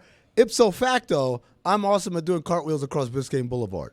No, it means that time it worked. So had they won that game because they were up, you could be like, oh, well, see, there was nothing wrong. But the process is faulty. We know the process is faulty. The result is the result. I think the bench is faulty. More than the process. That's what we're saying. The process is because of the bench. And because they don't have the depth, he felt the need to do this. But then even when you're going to do this, even when you don't have the depth, you have to find a way to cheat some minutes for them. Some rest here or there. Maybe LeBron's out there and Luka's out. Maybe Luka's in and LeBron is out. Maybe they're both, like, whatever it is, you have to find someone on that bench you can look at, that maybe like someone like Gabe Vincent. Just give him a couple of minutes in there, because otherwise what you're doing is you're putting an immense pressure of perfection on them. Some of this is obviously playing the result. I think if the Lakers win, J.J. Redick is a little bit of an avant-garde guy who made a bold decision. But Anthony Edwards said the Lakers were gassed in the fourth quarter. I believe that. I mean, if he's saying it, I believe it. And I don't see Redick living this down for the rest of this series if they lose. Anthony Chickalo, number 56. Chick. The Bucks have lost 8 of the last 9 games that Giannis has played in. And Giannis in those 9 games is averaging 30, 14, and 5. Damian Lillard goes out early yesterday. I don't know how many people are paying attention to that Pacers-Bucks series, but it would appear that the Bucks are one loss away from Giannis being out of there. And good God, does Brook Lopez and the rest of that team look thin when Chris Middleton isn't out there and Drew Holiday isn't out there. And it really does feel like Giannis is out there by himself and has no answers for what it is that the Pacers are doing. But the Pistons-Knicks game, I thought, was the one from yesterday. The Clippers-Nuggets ending was tremendous. But the no-foul call and the officiating in general at the end of a couple of these games that are close makes it so that we can argue about a bunch of different things that don't give the Knicks the proper credit for how they won that game yesterday. It's not just Brunson being injured and then dominating the fourth quarter. It's Karl Anthony Towns hitting just ridiculous threes. Like, he was so far from the basket on one of those that I'd argue that's a bad shot. And there were two bad shots, I thought, that won enormous games over the weekend. I know Jokic has made that shot a couple of times over Anthony Davis. It's a terrible shot. Like that. And the fact that they got a backdoor alley-oop at the buzzer because they were defending so ferociously against, don't let Jokic do that. The step back, he's going to fall out of bounds and throw it in from behind his neck. It's going to be Jamal Wilkes jump shot. It's not even going to be a normal jump shot. He's going to go well behind his head in a place that makes it the sky hook in terms of being unblockable. But it's a ridiculous, asinine shot. I mean, Aaron Gordon dunking that at the rim. How the bleep does that happen? 2010 Western Conference Finals, Game 5, Los Angeles Lakers versus Phoenix Suns. Suns make a huge comeback, capped by a Jason Richardson bank shot three. We've got all the momentum. They call timeout. We know where it's going. There are no illusions who's going to get the ball, and there are no illusions as to what he's going to do when he gets the ball. Kobe Bryant catches it on the right sideline. We aggressively trap out of him, so aggressively that he airballs the shot. If he had hit the rim, if he had hit the side of the backboard, that ball goes outside. Overtime, we probably win the game, right? Instead, it's an air ball. Who's waiting right under the rim? Ron Artest catches it, lays it up, game over. That's how it happens. Sometimes, and that's, you want to know the word gravity in basketball? That's gravity. The gravity, the respect level is so high that we're going to sell out completely on everything in order to make sure that you don't beat us. But in that process, you then neglect someone who's just lurking around. And so Aaron Gordon, and I was talking to my kid about this, a lot of people can say, oh, Aaron Gordon, because he's 6'9", and he's got like a 40-inch vertical. Like, yeah, but that's not what made him. He was right place, right time because he anticipated. He visualized. He said, if this ball comes short, I'm going to be ready. And that, ladies and gentlemen, that's what veteran play is. That's what championship-winning basketball is the guys who are thinking the game before it happens, not trying to react after it happens. Can you guys remember off the top of your head a playoff game decided on a buzzer-beating dunk? Rockets versus Lakers, 1983, I want to say 82, 83. That's a recall right there. Wow. I haven't seen it very often. Can I ask you guys a question? Because I'm actually confused about the rules. So when does the ball going in count? Is it when it goes through the hoop or when it leaves his fingers? You got to let go of it, Because right? if he's holding onto it and it goes through the hoop, is that a shot? If the ball has crossed into the hoop, even if his fingers are still on it? doesn't matter if his hand is on it. It's that it has entered the hoop, right? Any portion of it, not it has to go through, just any portion. I think most of it has to be in there. Because I saw the replay and I was super confused. I'm like, well, if his finger's still on it, but it's gone through the hoop, does it's it gone count? through. That's why it counts. Now, if he had been above the rim, no. But because the ball had entered the hoop, it doesn't matter if he's like in an exaggerated fashion. Imagine if you put his whole arm and elbow in there. And he did like a dunk contest. He's hanging from the rim, and he's still palming it, which would be super sick. Yeah. But it went through. That still counts. That still counts, All right. yes. You guys, how do you feel about a game ending in a dramatic fashion and the last punctuation that you get as a customer and sports fan is just some guy in a striped jersey saying, the game is over? The game is now over because nobody knew at the end whether the game was over or not. And a lot of people found out, a lot of people were doing the examination of, hey, wait a minute. Is it again? It's so absurd to have a game end with a buzzer-beating dunk that a lot of people are asking the same question of, does the ball actually have to be out of your hand or just does it have to go through the entirety of the rim? Dan, you know what my favorite thing is? I went to game 3, the one that the Clippers won.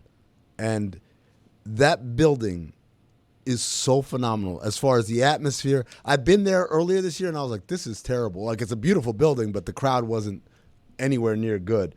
Game 3, the crowd was insane. And so I kind of regret that I wasn't there for game 4 because I want to know what that reaction was from everybody just milling around. It's just milling about. Your game can't end with people just milling about. That it's the antithesis of sports entertainment to have someone like Aaron. Think about what we're watching. Man, Jokic, I've never seen anything like that. And Aaron Gordon, that's all I've seen him do his entire career is he jumps up there and dunks. Now let's mill about and wait for someone to tell us that the game is over. Hands in your pockets. Joe Posnanski next. This episode is presented by Smirnoff. We do game days. Please drink responsibly. The Smirnoff Company, New York, New York. He's one of the best sports writers there's ever been. He's got 8 books, 40 years, damn near, writing sports. He's the co-host with Mike Schur of the Poscast. His Joe Blogs newsletter is terrific. You could subscribe at joeposnanski.com. He also correctly predicted Shedeur to the Browns. And he did this just knowing that the Browns were going to Brown. And I thank you, Joe. Where does this rank in terms of your greatest predictions? You're taking a victory lap today. I'm very happy for you. You correctly predicted the unthinkable. How did you do that? Purely by knowing who the Cleveland Browns are, right? Like there's no knowledge involved. There was no draft, insider stuff involved. It's just, it's perfect. It's like the Browns come into the draft desperately needing a quarterback. They make it very, very clear that they do not want Shedeur. They take Dylan Gabriel in the 3rd round. That nobody thought he was going to go anywhere near that high. Made it perfectly clear. I woke up Saturday morning and I'm like, guaranteed the Browns are going to take Shedeur today. And like, there's never was even the slightest doubt in my mind. Billy and I are having an argument about this. This doesn't make sense that you would say there's not the slightest doubt in your mind. He is saying this is a good job for Shedeur, and I'm arguing it's the Browns. There are no good jobs that the Browns have. Your argument is what? I think the argument is that I'm with you. There are no good jobs with the Browns. I think it's like the Hunger Games, for this year, right? They're going to have a quarterback they can't cut. They're going to have Joe Flacco. They're going to have Kenny Pickett. They're going to have Gabriel Dillon. Gabriel, yes. That's all right. We got there. We got there. Although, yes, Dylan Gabriel, Gabriel Dillon, 2 first names either way. Whatever. Who is obviously the guy they wanted. He's the guy that the coach likes. And then they've got Shedeur. It's going to be an absolute mess. HBO should absolutely hard knocks this team. This is going to be a complete fiasco. This whole, from here on in, it's going to just be complete nuts. But of course, that's what it always is in Cleveland. Joe, if I were doing the devil's advocate thing, I would say getting Shedeur Sanders in the 5th round with the 144th pick is a steal, and Browns fans should be absolutely thrilled. Why don't you think so? Well, you might be right. I'm not saying that. The funny thing is that my prediction had nothing to do with whether or not Shedeur can play. I think obviously the arguments are there.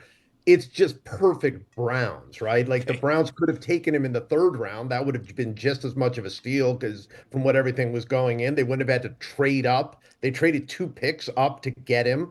None of it makes sense. And it's just the fiasco that is this organization, right? I think nobody agrees with anybody. This feels very much to me like a Jimmy Haslam pick.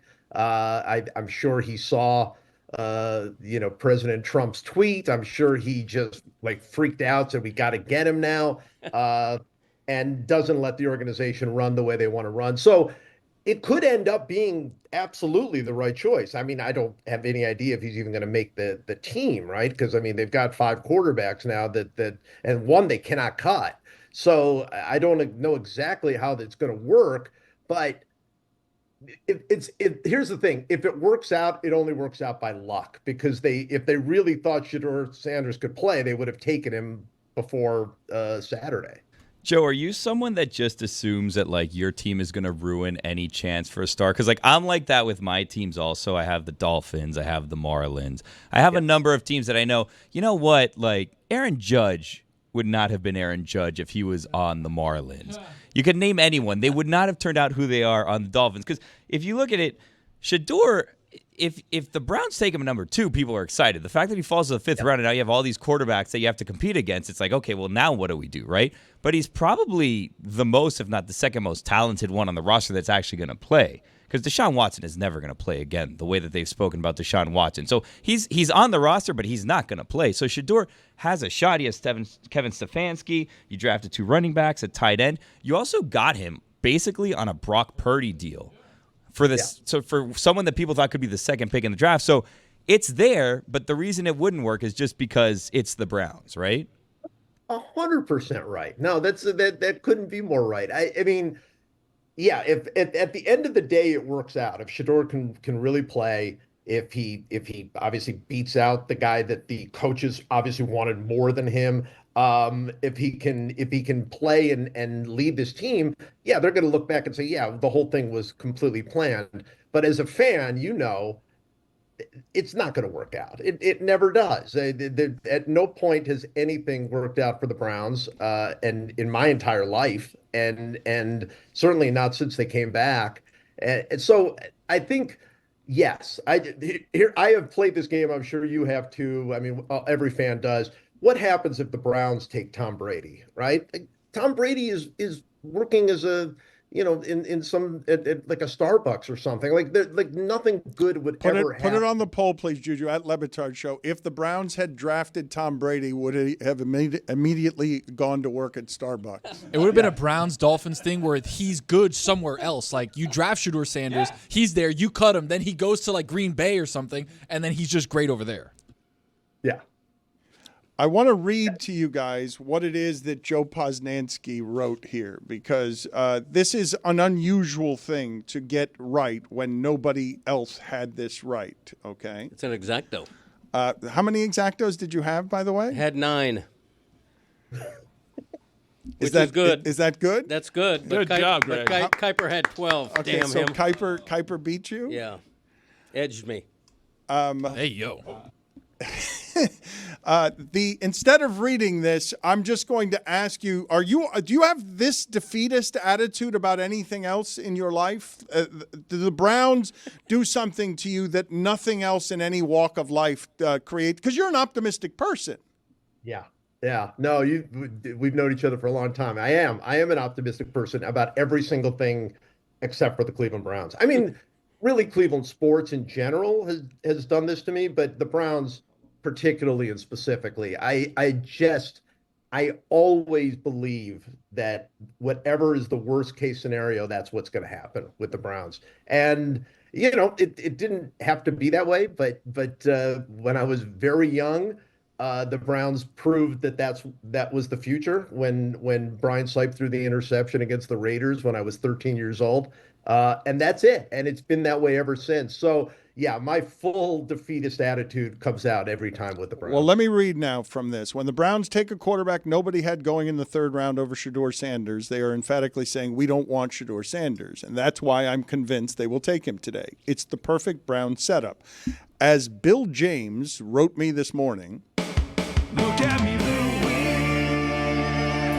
the Browns love quarterback stories. That seems to be their one and only scouting technique. This is a team that over the last decade plus has acquired Brady Quinn, Colt McCoy, Johnny Football, RG3, Baker Mayfield, Jameis Winston, and most infamously, he who shall not be named. They don't draft quarterbacks. They draft headlines. A Browns camp with HWSNBN, that's he who shall not be named, Joe Flacco, and poor Dylan Gabriel would be precisely the sort of mess that this team cannot resist. I know nothing about the NFL draft at all, but I'm making the call now. The Browns curse. Put it in sports context for me, please. All the other curses that you've known and lived. I mean, I am obviously it's personal to me, but I think it's the worst. I think it is the single worst curse. I mean, there are two teams, obviously, the Browns and Lions are the only two teams that have not been to a Super Bowl. But the Lions, first of all, they're good now, and second of all, like it just hasn't been this wreck like throughout. I mean, the Lions never moved in the middle of just left town for 4 years. They've never had they both have had 0-16 seasons, but the Browns had a 1-15 season the year before, and they kept the coach. They actually had a coach who went 1-31, and they were like, "Yeah, let's bring him back. That guy's doing a great job." I mean, this organization is something else, and I think it's number one. I mean, I think it is the number one. I think they're the biggest fiasco in sports right now, but I also think it is the number one curse because it goes all the way back to before I was born. I'm going to give you the choice of one of two things in baseball to talk about. The Giants having a T-ball home run on a baseball that never left a walk-off T-ball home run on a ball that didn't even leave the infield, or Eugenio Suarez hitting 4 home runs in a game. Yeah, I'll go with Suarez because I love that story. You know what I love most about that? That is, me and how I just love goofy baseball things. That list of the players who have hit 4 home runs in a game, there are 19 of them that have done it. That list is so wonderful because it has Willie Mays on it and Lou Gehrig on it, and it also has Scooter Gennett on it and hard hitting Mark Whitten and now Suarez. Like it's just a beautiful list that for one day anybody can be like a legend in the game. And so I love that so much. And I love that he did it because also he is, I think, I wouldn't say underrated. I think baseball fans know what he's about, but that guy might hit 500 home runs in his career. I mean, he's got close to 300 now, and he's 33 years old. I mean, it's a long shot, but he might hit 500 home runs in his career, and people outside of baseball probably have never heard of him. I mean, so I love that he had this moment, but I love that he added to this wonderful list of 4 home run hitters. Put it on the poll, please, Juju. Can you be truly considered great at sports if your name is Eugene? At Le Batard Show. I know it's Eugenio, but it's not better. It's better. Eugenio's better. You know what? It is better. I will grant you that Eugenio is better than Eugene. Like my grandfather's but name. But it's not very much better. Is Mark Whitten the last one to do it, Joe? Is Mark Whitten the last one to hit 4 home runs in a game? That's like the only name I associate with it because it's the only one I can remember outside of Eugenio this weekend. No, J.D. Martinez. Didn't he? J.D. Martinez hit a 4 home run game a few years ago. I think he might have been the last one before this.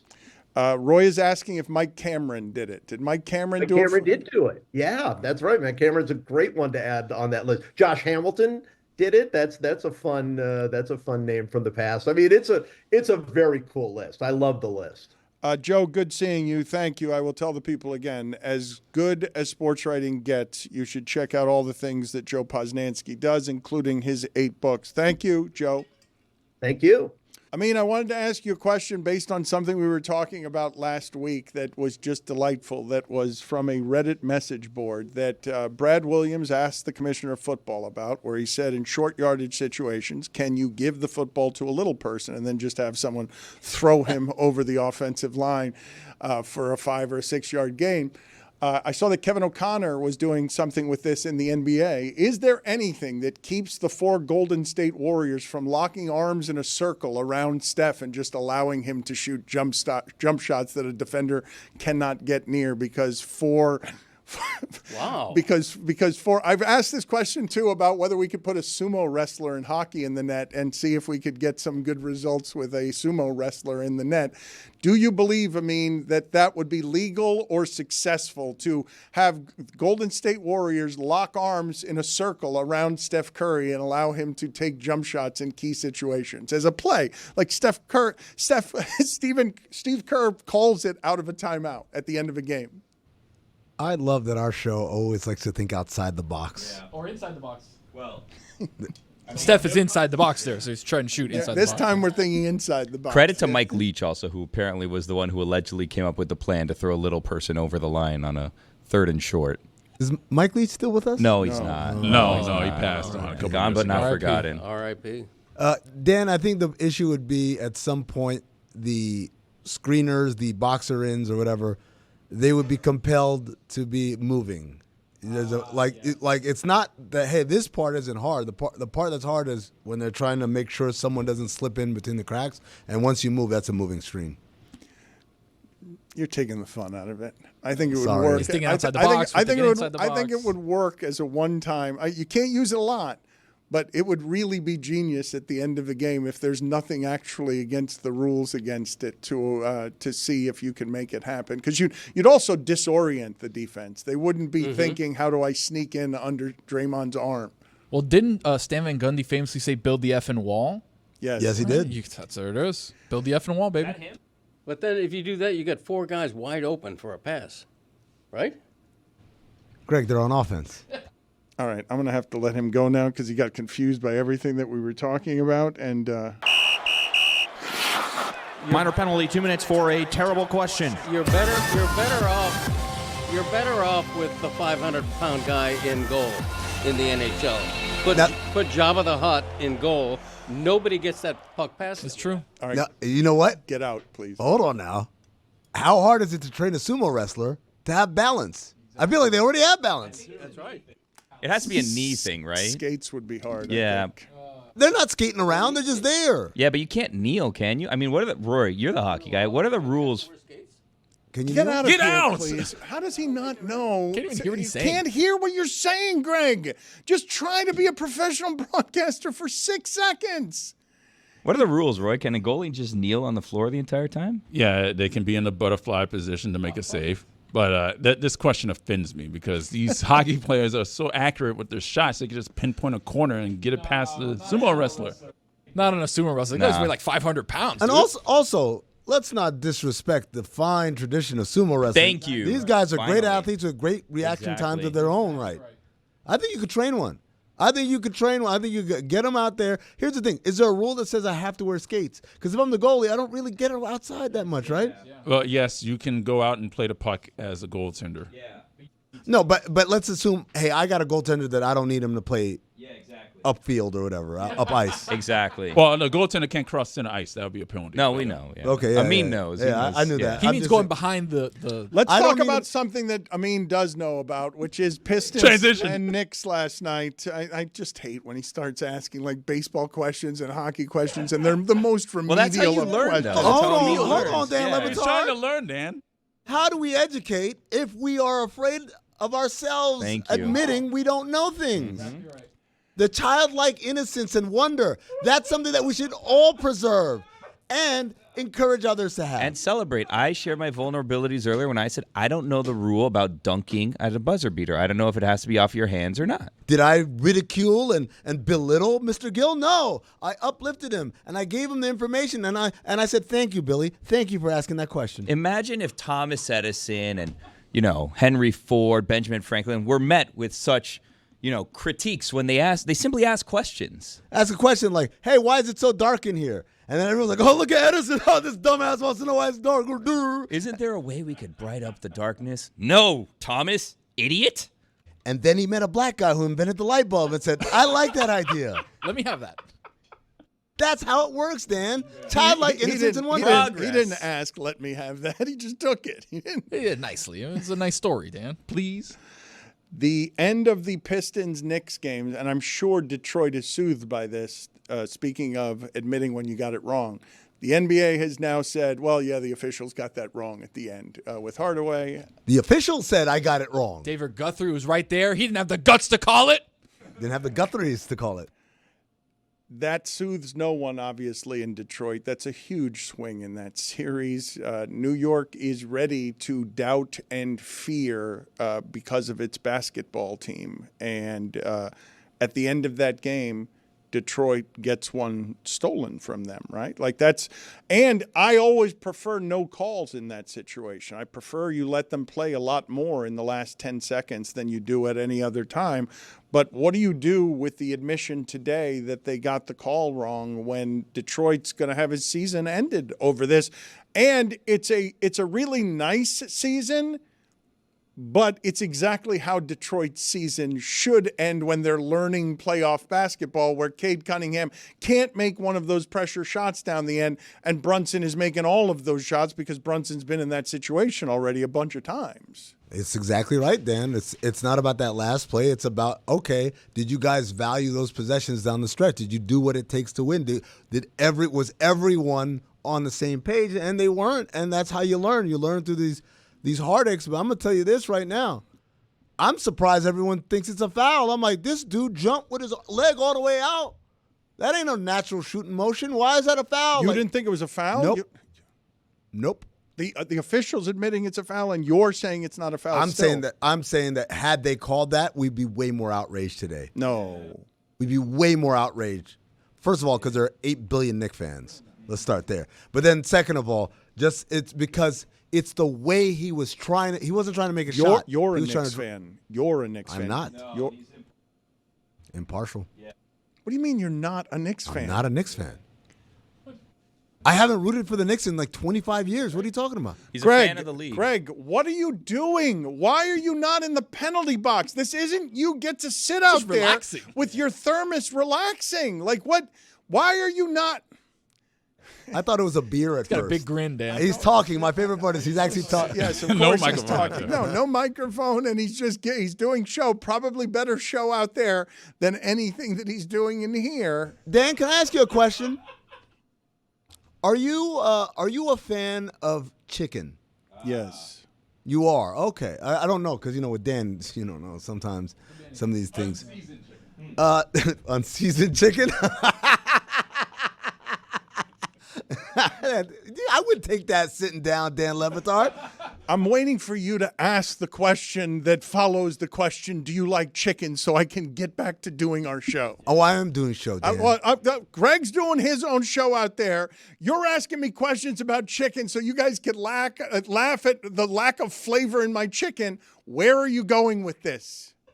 So I did a thing for Pablo Torre Finds Out, and it was about the infatuation, first of all, the NBA with the free chicken giveaway. So a lot of NBA arenas, they'll do this thing that if the opponent misses 2 free throws in the fourth quarter, everybody in the building gets either a free chicken sandwich or chicken wings or something like that.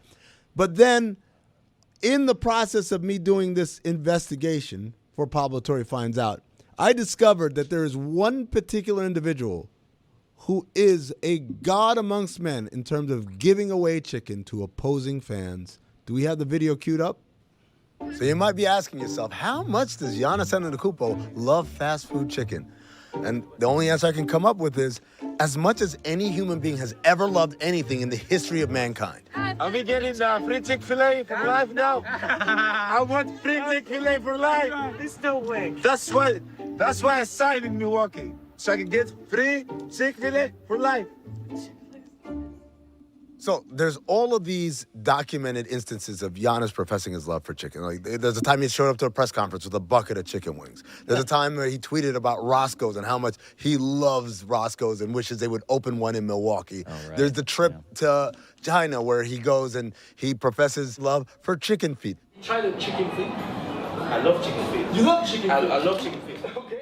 I now am remembering how Giannis, won All-Star MVP and decided to celebrate in the way that you are alluding to. So what's it feel like to finally win this thing? Winner, chicken dinner. And yet, none of this has to do with the promo that we're talking about, Amin. So this is his love of chicken in general, but what about how he's interacted with the incentives that we're dissecting? Okay, so here's a video of him at a Milwaukee Bucks game where there's a chicken giveaway while the opposing team is in a chicken scenario. Speaking of wings, everybody gets wings.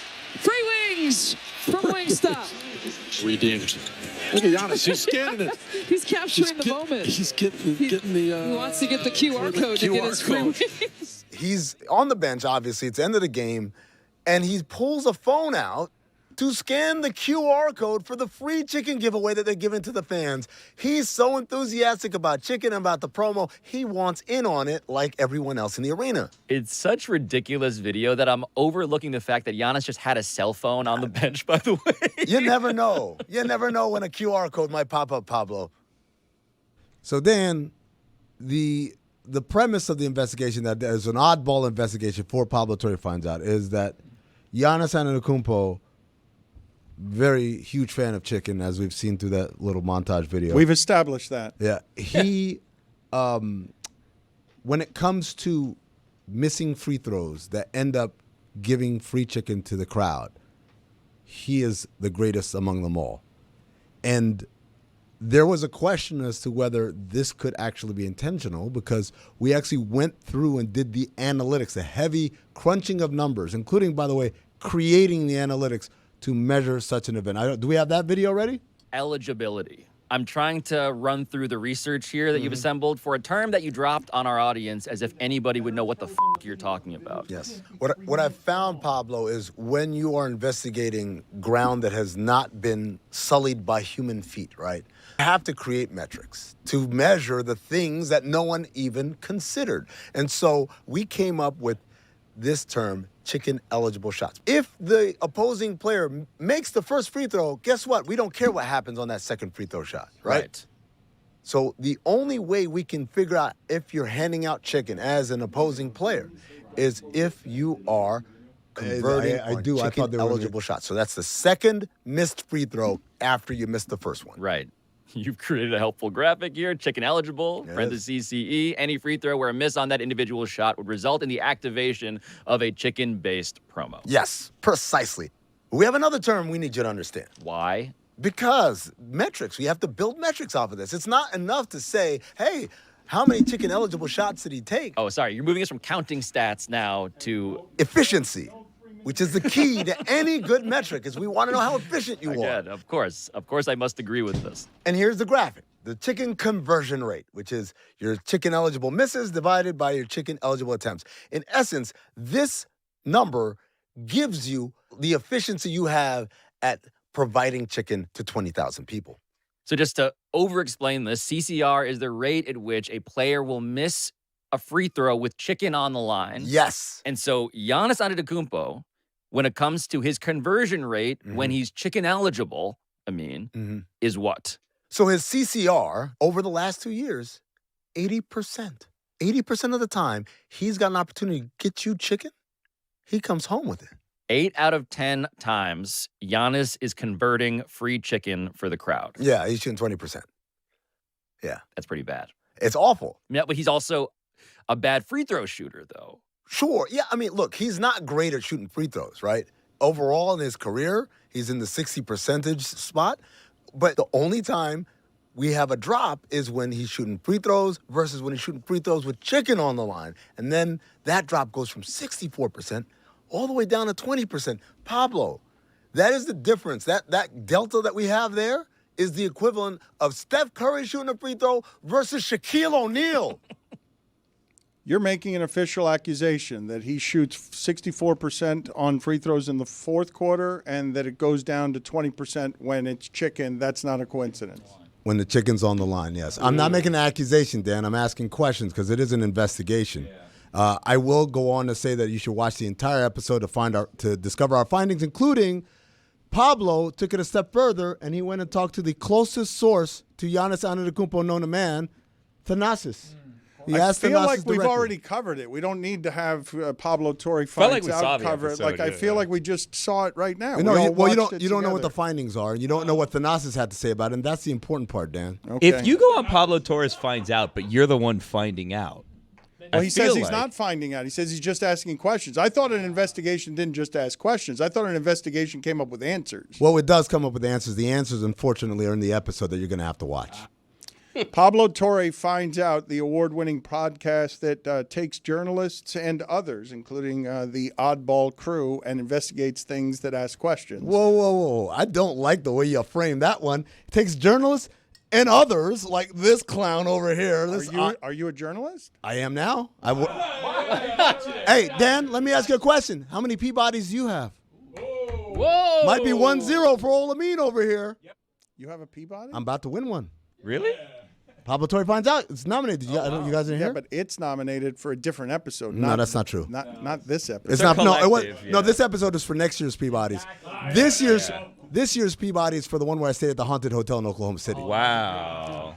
Two-time Peabody winner. Let me play some sound here for a group of journalists about a show that actually does investigations that produce answers. I don't know if you guys saw this happen with 60 Minutes, and I know that our war against the media in this country is so strong that even an establishment like 60 Minutes that has done groundbreaking, important, and award-winning journalism for longer than just about any television show that there has ever been, when the last minute of 60 Minutes ends with what I'm about to play for you, you should be a little bit concerned about everything that's happening with this country around the media, and more importantly, with the power and money that resides above media, that controls media in a way that makes it very difficult to separate the business of media from the objectives of media. So look at what it is that 60 Minutes ended with here, because I found it to be a little bit debilitating as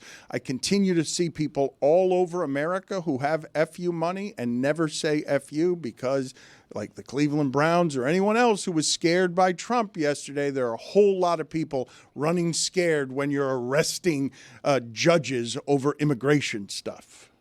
In tonight's Last Minute, a note on Bill Owens, who until this past week was executive producer of 60 Minutes. He was our boss. Bill was with CBS News nearly 40 years, 26 years at 60 Minutes. Bill resigned Tuesday. It was hard on him and hard on us, but he did it for us and you. Stories we pursued for 57 years are often controversial. Lately, the Israel-Gaza war and the Trump administration. Bill made sure they were accurate and fair. He was tough that way. But our parent company, Paramount, is trying to complete a merger. The Trump administration must approve it. Paramount began to supervise our content in new ways. None of our stories has been blocked, but Bill felt he lost the independence that honest journalism requires. No one here is happy about it, but in resigning, Bill proved one thing. He was the right person to lead 60 Minutes all along. Brutal, Greg. Wow. That's I'm surprised Paramount let that on. Right? I mean, that was pretty damning. I always admire the John Olivers and the David Lettermans and the people who take out their employers on their employer's time and their employer's dime. But seeing that show shout, hey, we're under duress here because the money is in charge, reminds me of what happened to Jon Stewart in leaving Apple. And I've never heard him talk about it because he was doing stuff on Apple that was dangerous and honest and good. And Apple, with all the money in the world, said, no, thank you, Jon Stewart. Whatever your talent is, we'd prefer to go another route. I just think the more and more of this that happens, I am a combination of both grateful and afraid about what we do around here with the independence of these microphones, because they're getting less and less independent as people in power and people with money run away from someone who they feel like has more power and money and is more shameless about wrecking some very basic things about democracy that he doesn't respect as he tries to turn the world into his personal bank. Yeah, when you have the President of the United States undermining journalism and propagating the phrase fake journalism and fake news. No, but and being rewarded for it by a constituency and an America Right. that is at least partially aligned with hating the media that way. Yes. Hating the media more than it loves democracy, evidently, in the behavior. That seems to be the case. But when you have billionaires buying the Washington Post and stuff like that, it undermines the whole concept because the money talks. The money's going to make a profit over journalistic integrity every time. So CBS Sunday Morning, I've told you this is a wonderful show for old people on Sundays. The demo has to be over 70 years Oh, yeah. old. I but, watch it. They do good television consistently, and yesterday they did the Bill Belichick interview that no one else has done, and it was super awkward.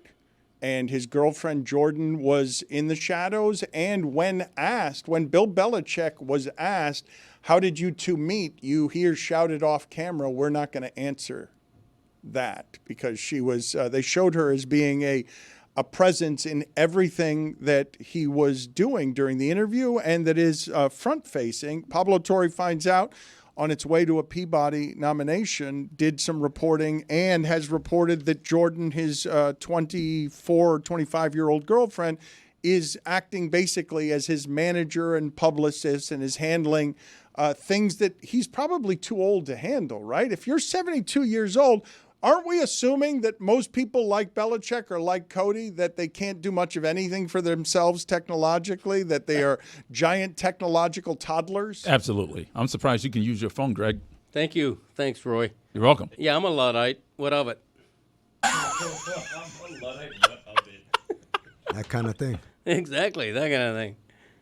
She's also behind, Jordan is, she's also behind Belichick's suing for trademark rights to a couple of the phrases that he made popular while with New England. So, or reportedly, she's behind that effort. So, is Bill Belichick okay? Like, are we certain he's not being held captive or like against his will? Doing great. Like, I don't know. He's doing amazing. Do you think he picked out the sweatshirt that he was wearing that had the holes in it? Because like that's right on the line of fashion and just slob, right? It's a thin line, fashion and slob, right?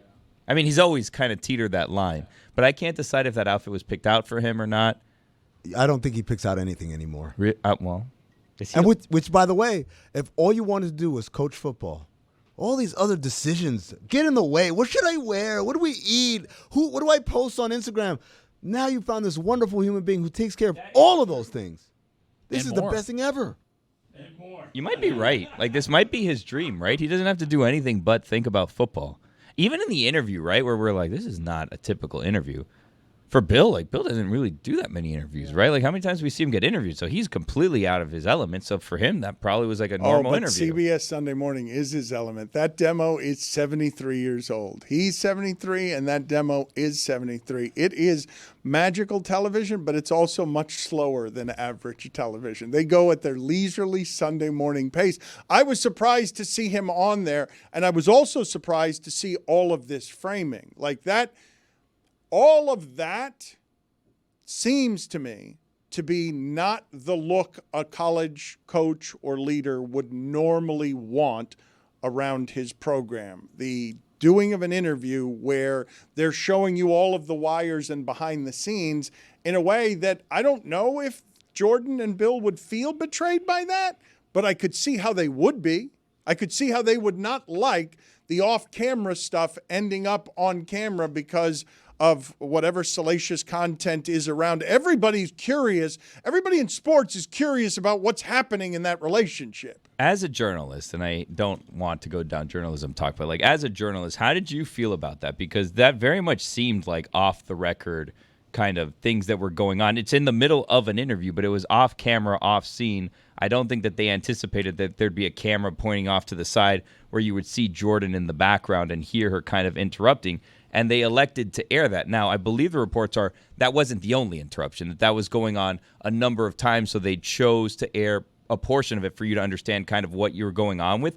But how did you feel kind of seeing that they chose to air that portion of the interview? I would ask Greg Cody what his rules are on this. Usually when someone says off the record is when things are off the record for print media, but television rules are a little more slippery, and I haven't seen that before. I could understand how Jordan and Belichick would feel betrayed by how it is that played out, even though I could argue that television's only responsibility there is to frame the truth.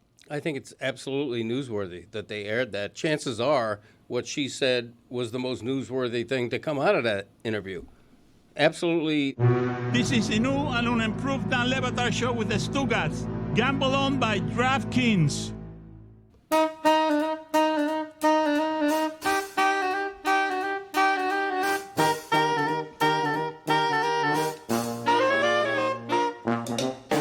All right, everybody, it's time for Against the Spread.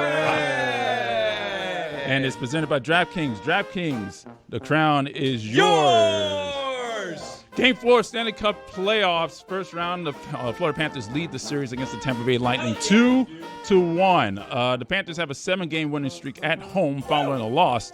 However, between these two teams, Florida and Tampa, the underdogs have covered the puck line in 11 of the last 12 games in Sunrise. And because of that, I think the Panthers are going to win, but they are going to win by 1. So, yes, go with the Tampa Bay Lightning at a underdog of 1.5 goals against the spread. But the Panthers are going to win. Billy.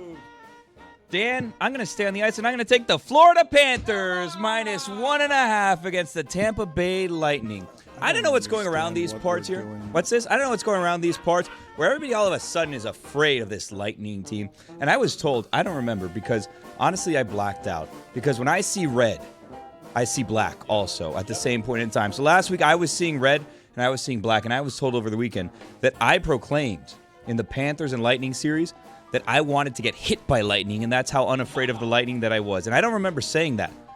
But I believe that in my heart and soul. This Lightning team is so soft that if they struck me, I wouldn't even feel it. It'd be like a zap, a little zap. So I know what you're saying. So far in this series, the road team has won every game, Billy. Panthers won 2 at Tampa. Tampa came back, returned the favor. Seemed like a very lopsided game, 5-1. Don't pay attention to that score. Open netter in there. When there's an open netter, you toss the records out.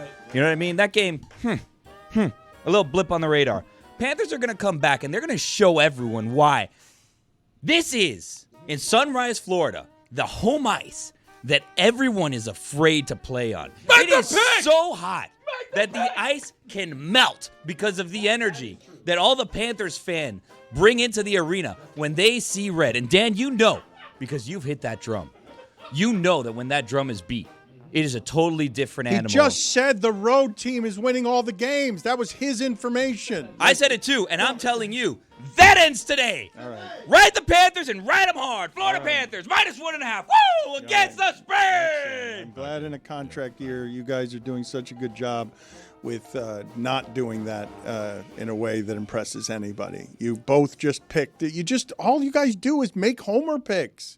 Like that, you guys just pick the home team to always. No. I told you guys all year long. My NHL picks have been on fire this year. I've been telling you guys, Ducks fly together all year long. Now, unfortunately, the Ducks aren't in the playoffs right now, so I can't take the Ducks. But tonight, we're on the bandwagon, baby. Woo! Roy, don't try and defend your pick by saying I only have the Panthers winning by a single goal. Like you're trying to prove to me what a homer you're not by always picking the Panthers to win. Listen, they're not going to cover tonight, Dan. I'm sorry. All right. Hell yeah, they are. All right, but Billy says You don't know they what you're are. talking So about. you've got you guys got different picks. Anyone want to pick Tampa? Anyone? I dare you. No. Okay. Roy picked Tampa, technically. No, he didn't. I think Tony Tampa. has a game, He did not pick Tampa technically. He picked Florida technically to win. He said flatly he thought Florida would win, but not to cover. Yeah, Exactly. It's a 1.5 goal spread, so he took the spread. If this is the money line, it'll be different. Okay. You have to explain gambling to you, Dan?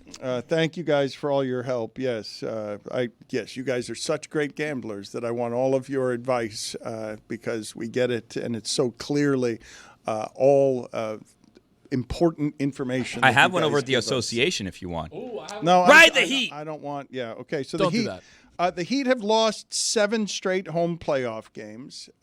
Tyler Hero didn't touch the ball very much in the last game, and Cleveland did that to him, and that's what the Heat look like when he's your number one option. They're going to be a team that loses more than it wins.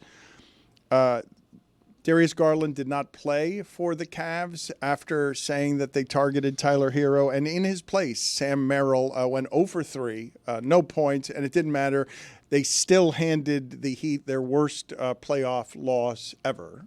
0 for 3, but still a very funny guy. 0 for 3. So Garland is out. Sam Merrill plays the 19 minutes, doesn't do anything the entirety of the game, and the Heat lose by more points than they ever have in a playoff game. But then he did a full set at the ha-ha hole. They've lost 3 games by 76 points combined. I don't know whether quantifiably this is the most lopsided playoff series ever, but in my mind, it is not. In my memory, it is. It is not. I think there's the Oklahoma City Memphis this one. year. Yes, just other side of the bracket. Yes, the other series. Hang on now. Greg, they won a game by 50. Greg, the first game. Okay, you're going to hang on. Hold on. All right, dog with a bone. They're up. Continue your show, and I'm going to look something up. Let's continue. Okay, Sam Morrell could have a big night tonight. You can look it up, and you will find out that Oklahoma City has a bigger margin. We will. Well, you will see.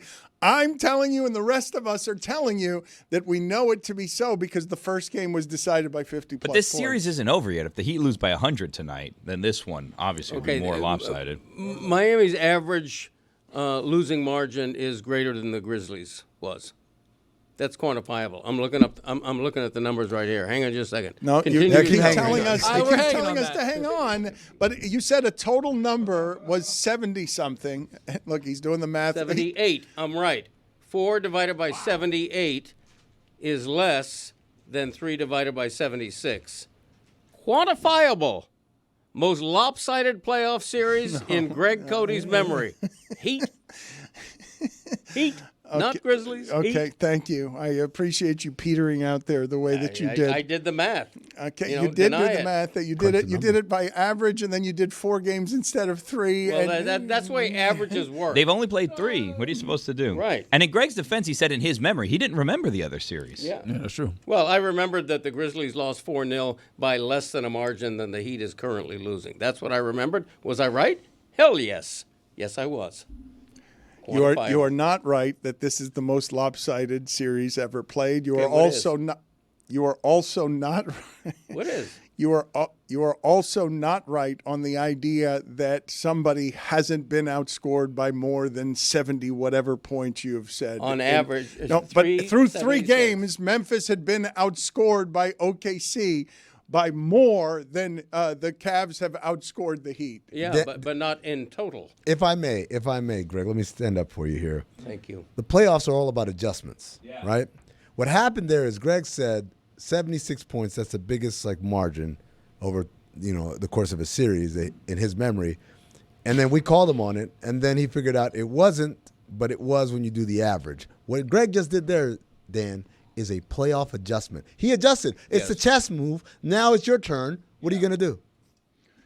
What were your thoughts this weekend when you guys saw the room that Texas quarterback Quinn Ewers was sitting in while he was drafted? I thought that Quinn Ewers would go higher. Did you see the room that we're talking about? Look at the screen right there. My God. An avid hunter with a lot of dead animals around him. He'd be much better off if he had gone back to college for another year. Although I guess Arch Manning would or Ark, as Elie says. I assume that Arch Manning will be starting there next year, even if Quinn Ewers had returned. Well, he wasn't going to return. He was made offers by a number of schools, and there's reports of up to $8 million in NIL money to get Quinn Ewers to go be your quarterback for a year. He opted... very questionable decision to go to the NFL when everyone kind of knew he wasn't going to be drafted very high, and now I believe he's going to be on the Dolphins, and he's going to make $800,000 a year. So he's getting 10% of what he could have gotten had he stayed in college last year. I guess he's really gambling on himself. The room is wild, and I think, and I could be wrong here, I think had the coaches and the GMs seen that room earlier, he probably would have gotten drafted higher.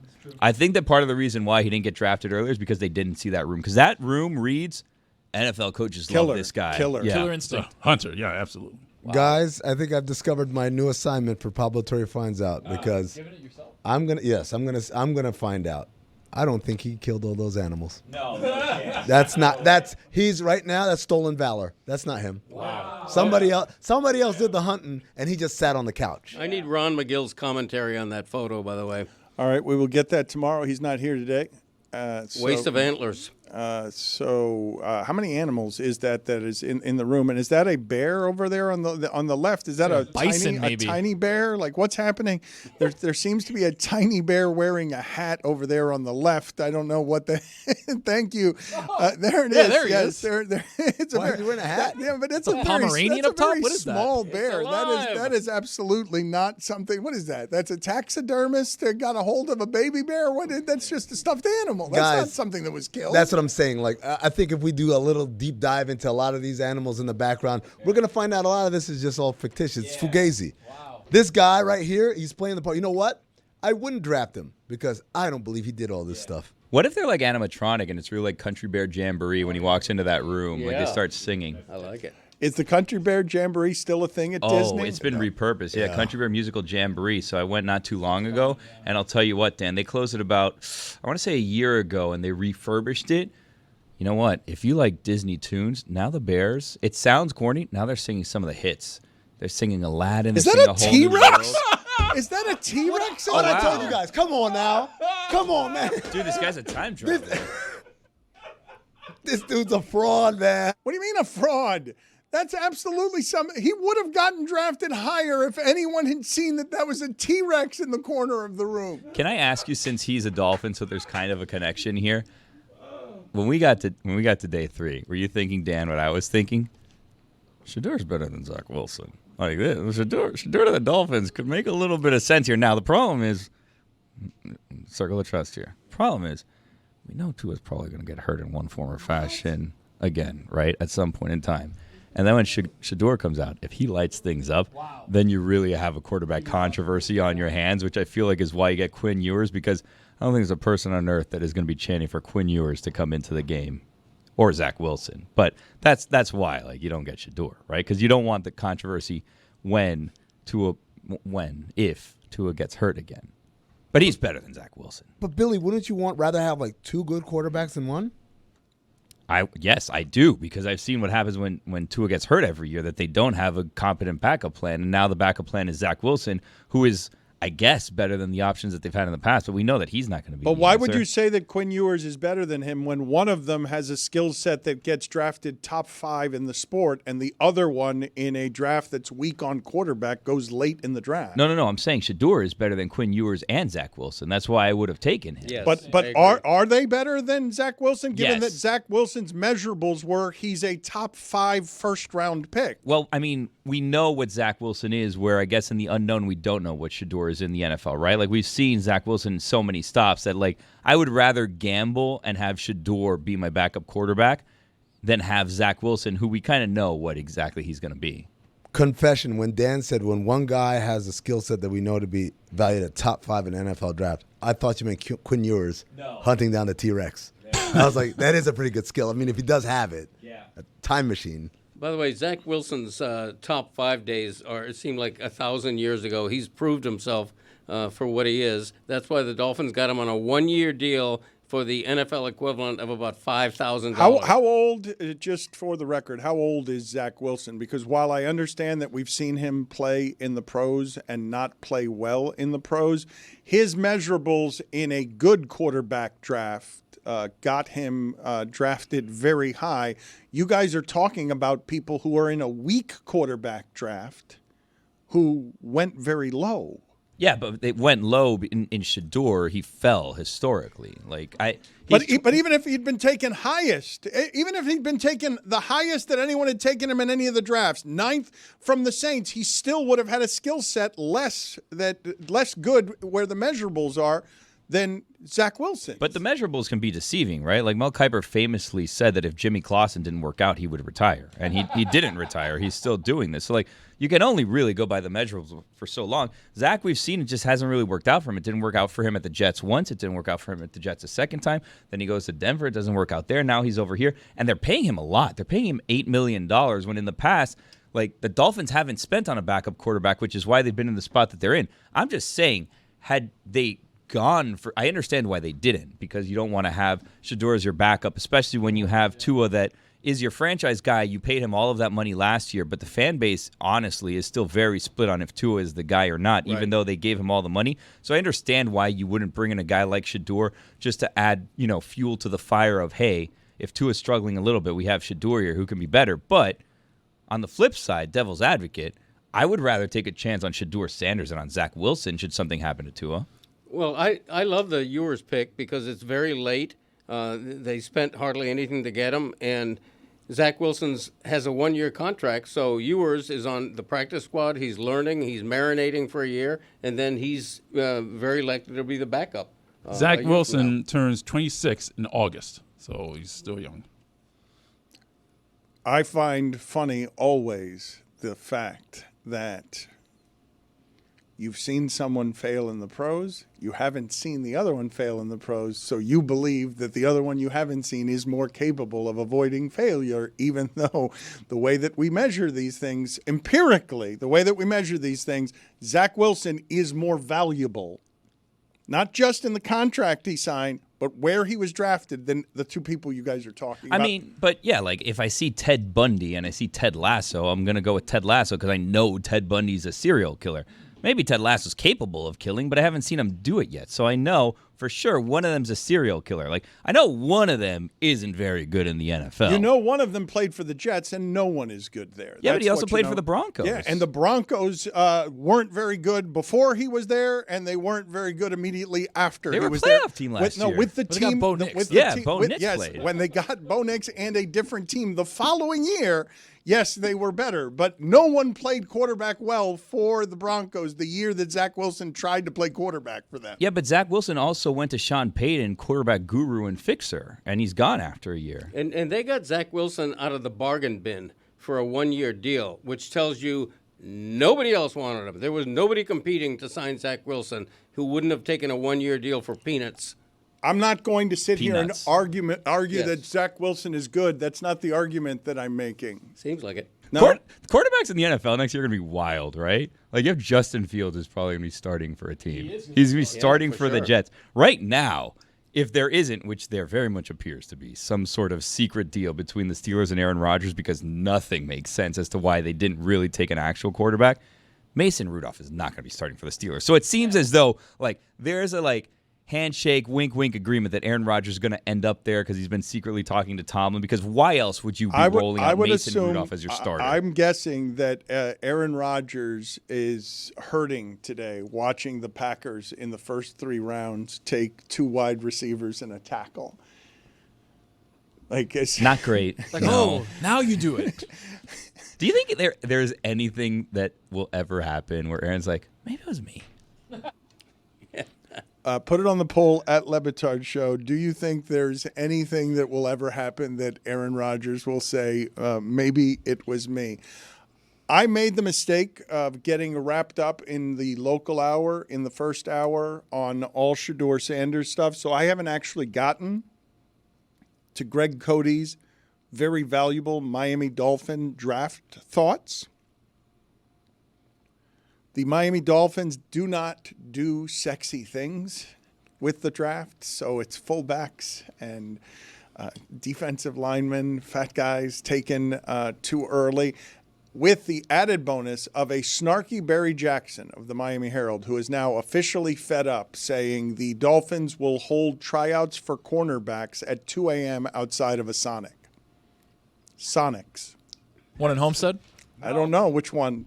I mean, the Sonics is right across from their facility. It's in front of the Walmart. 2 a.m. At 2 a.m. workouts for cornerbacks because they have not yet traded Jalen Ramsey, right? They are in talks to trade Jalen Ramsey. They do have a defensive back position problem. But what are your thoughts on the Dolphins draft? Anything here interesting to say as the longtime Miami Herald columnist, a person who's been covering these drafts for about 40 years. It was a weird pick, Kenneth Grant, in the first round. It was a weird position to pick, and it was a reach. It was a player who wasn't in many first-round mock drafts that I saw. He certainly wasn't in Kuiper's. And it's just he's a nice player, but at that position, that was their third need after cornerback and offensive guard, and they could have hit it harder. There were available players there, particularly at cornerback at 13, and they bypassed them. So I think it's an average draft, just meh, because after that, I like the Quinn Ewers pick. After that, they did target their positions. They did pick a cornerback late, a guard. They ended up picking 3 defensive tackles, which is probably too many. But, yeah, it's the problem with the Dolphins right now, they're stuck in no man's land in the middle of the draft. You know, it's the classic, not good enough to have a meaningful, a low pick and not bad enough to have a meaningful high pick, so they're stuck. Billy, would you do me the favor of telling me the origins of no man's land? Why is it a land with no man? Because I don't know where it is that started. I do want to re-ask a couple of questions from earlier in the show. As a prank, it's a good prank. I will say again, cruel, wrong, immoral, but pranks kind of are that. Dan, I don't know where you guys put the line on pranks, but sort of that's the point of pranks, to embarrass you and be kind of cruel. He didn't invent that prank, though. I mean, that's a cliche prank.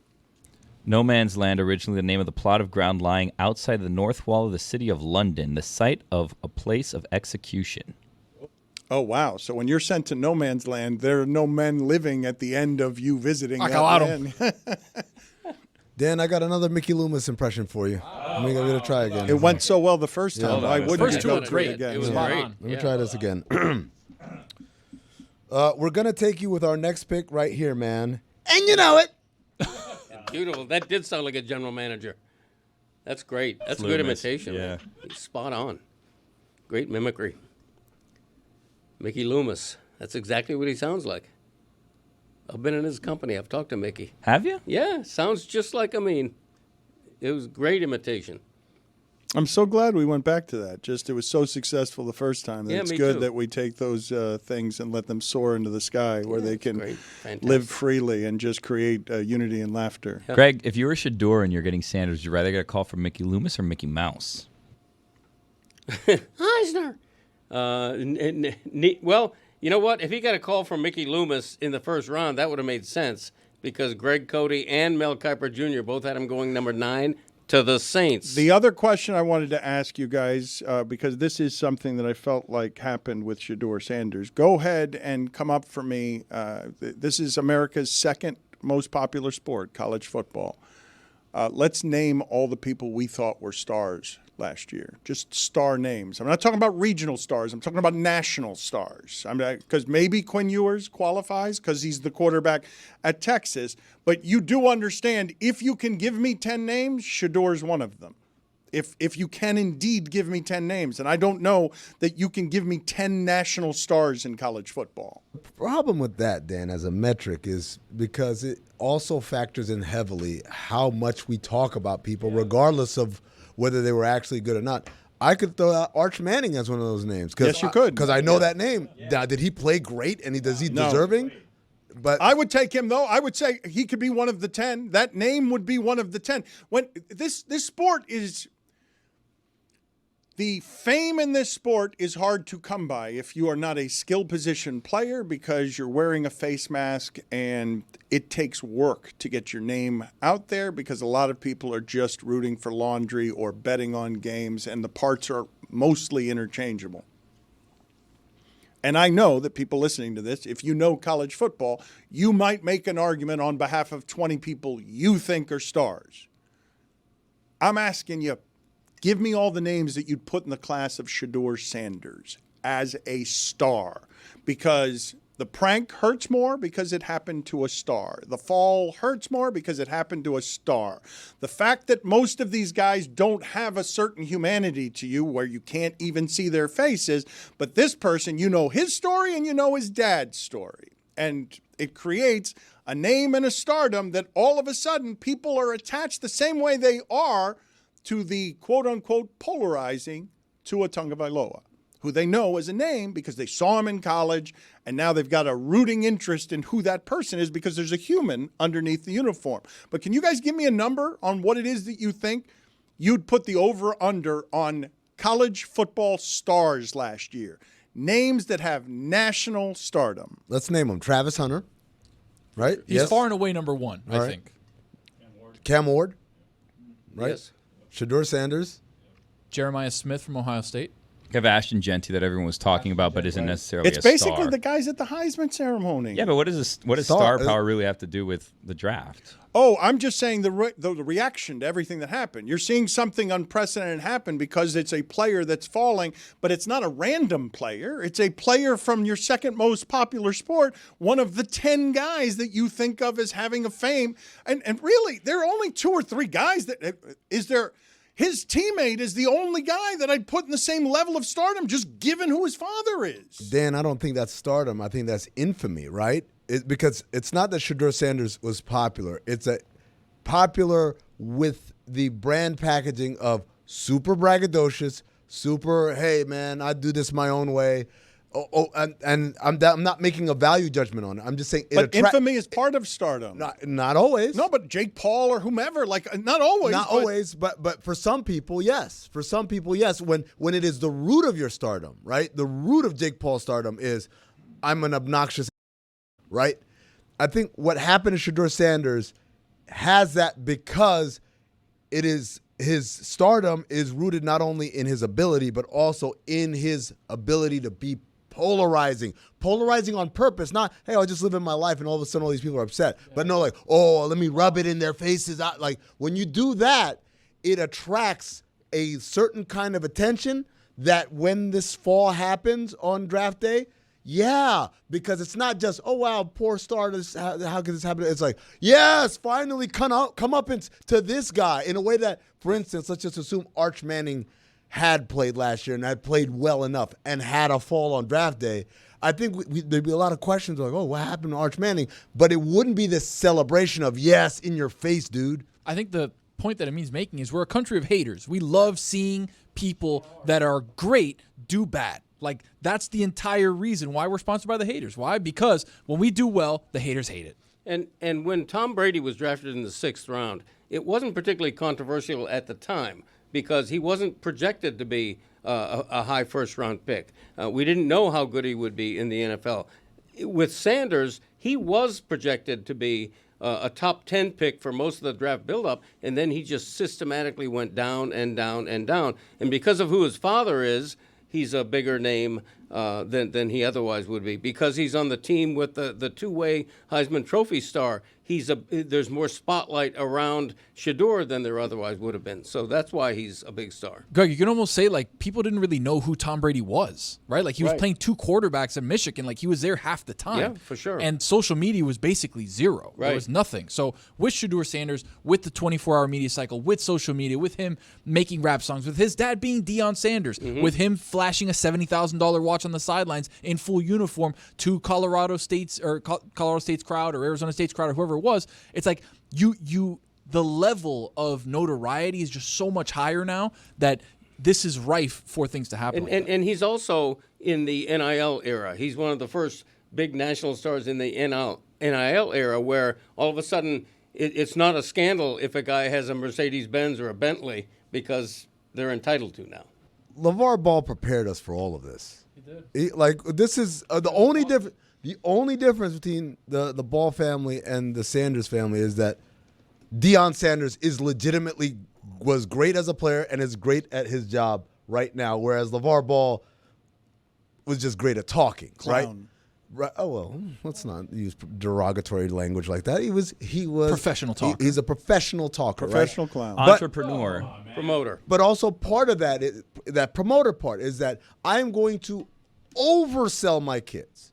I'm not just going to sell them. I'm going to oversell them. And when you oversell a product, Dan, you get to a place where there are going to be people who are loyal to the product, and there are going to be people who can't stand the product. And I think that's the difference between the regular infamy of stardom that you're talking about versus when it is engineered.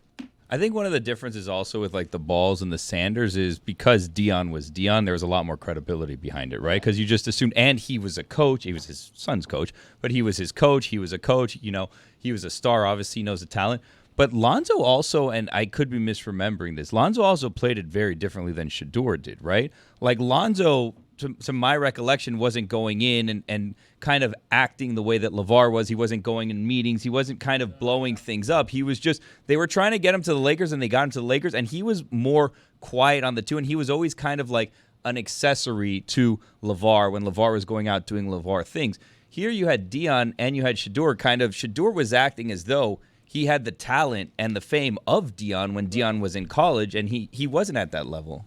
So Lonzo, no. LaMelo, though. Yeah. He's got all the same vibes as LaMelo Ball. And again, but LeVar disappeared by the time LaMelo came around. Yeah. Like LaMelo is better than Lonzo, and LaMelo is more talented, so he was able to make it without LeVar going and having to hype him up. Poor Jello. Put it on the poll, please. Are we a country of haters? And the other thing that I wanted to address with you guys as it relates to just this thing, I don't know if there's a greater crime that an athlete can commit with fans than arrogance that fans feel is unearned. Because we're kind of okay with arrogance if you've earned it. If you know you're great, we kind of like that.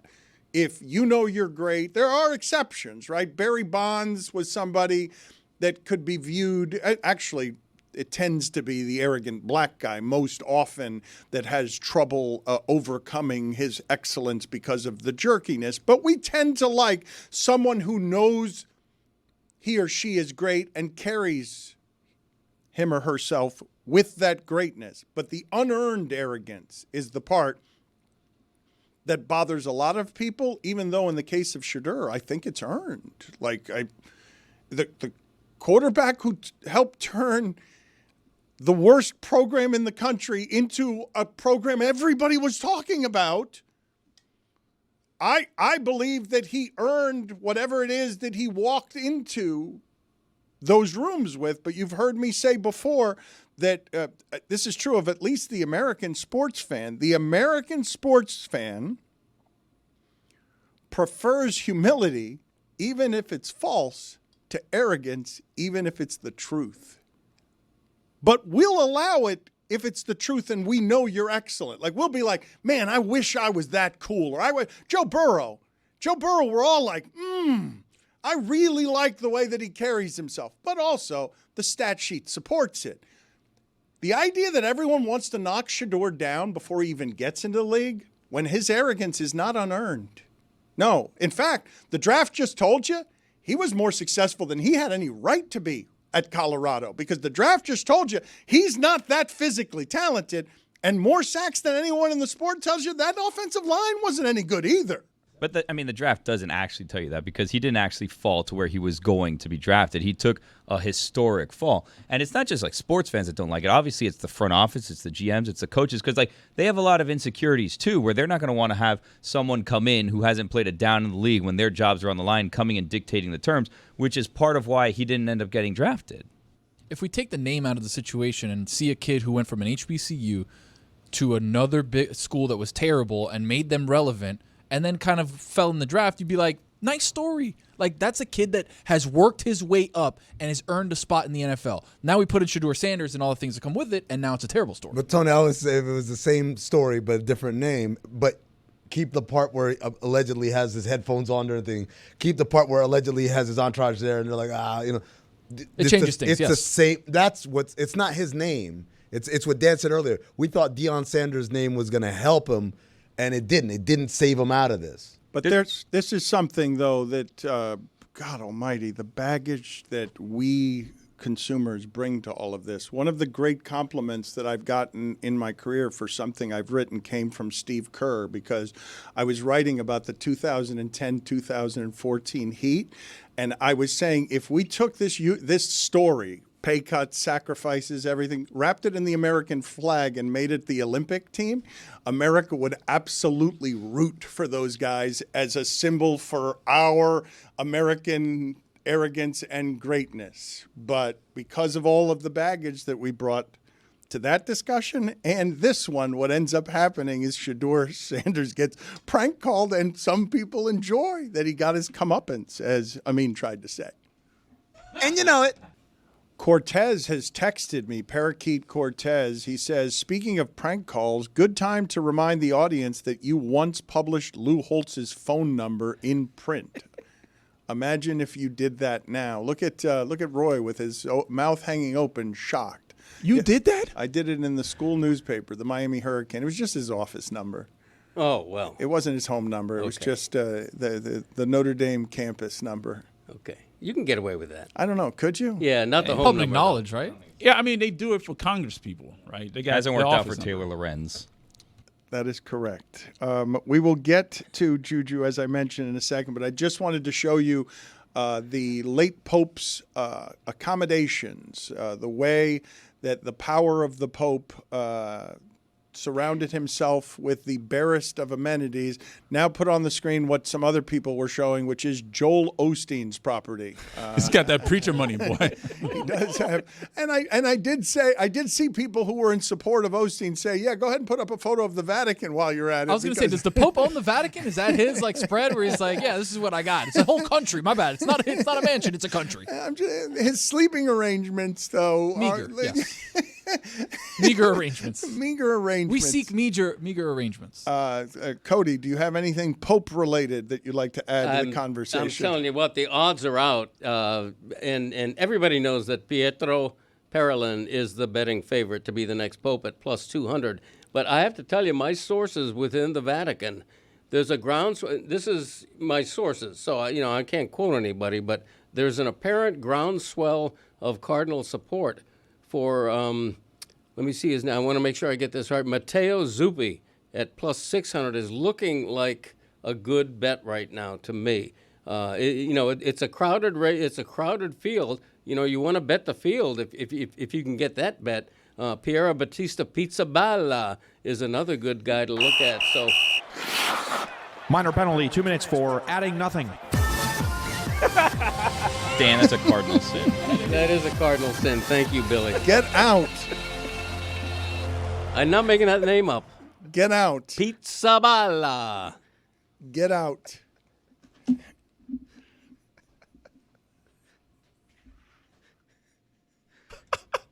Cardinal support. We're not done. You're done. Go to the penalty box. Get out of here. You know he's not going to the penalty box, right? No, he's sitting on that couch. He's just milling about like it's. Are we done? It's the end of a Clippers Nuggets game. Did the ball go in? I don't know. Are we done? That is what they should have done at the end of the Clippers Nuggets game. Somebody off mic just shrugging their shoulders, going, "Are we done yet?" What happened? Juju, what do you have for us in the way of critique and updates on what it is that we're doing here today?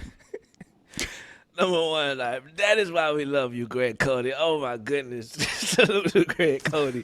That's a great new drop, too, by the way. He didn't add anything. He added nothing. He just kept yammering. Oh, my goodness. I want to add to the famous numbers pantheon. Number 42 in baseball. Yeah. I see that 42. I think of one person. Yep. That's the big dog, Jackie Robinson. You feel me? Also, 21 on defense in football. I mean, I know it's Freudian right now, but I think of Deion. You dig it? But, yeah, also congratulations to Xavier Restrepo. You dig? It shows that perseverance and, you know what I mean, sometimes the connection, it actually works out, man. Him and Cam Ward get to continue their relationship and their career together in Tennessee. I know my youth fans, we all happy and proud of my boy Xavier Restrepo for getting that opportunity. His 40 time and his scouting combine was awful, so he will now try and make it in the league with Cam Ward to see if that connection can be something that is special. What do you have for us in the way of the discussion taking place this weekend with a lot of people? Because Ron McGill has to come on and answer this question later this week. 100 men versus a gorilla. See, I got the opinion of, like I said, I'm a zigger in a world full of zaggers. Like, brothers, I think if we have a sign-up sheet and we get 100 brothers that are committed to this mission, you 20, you do this. You 20, we're only gouging eyes. You 20, attack the manhood. Like, we gonna get this job done, you feel me? I know that we think of Kong, we think of all the big, we're not talking about Kong. We're talking about a 9-to-5 gorilla, got a 401k, we just popping up on him. We gonna clean that boy up, you feel me? What y'all think? I don't know about that, Juju. 100 is a lot of men. Yes, 100 is Dan. a lot of men. But what if the gorilla grabs somebody by the ankles, That's a it. meager man by the ankles, Yeah. and then uses him as a bat for other people as they're trying to come in to gouge the eyes and hit the manhood?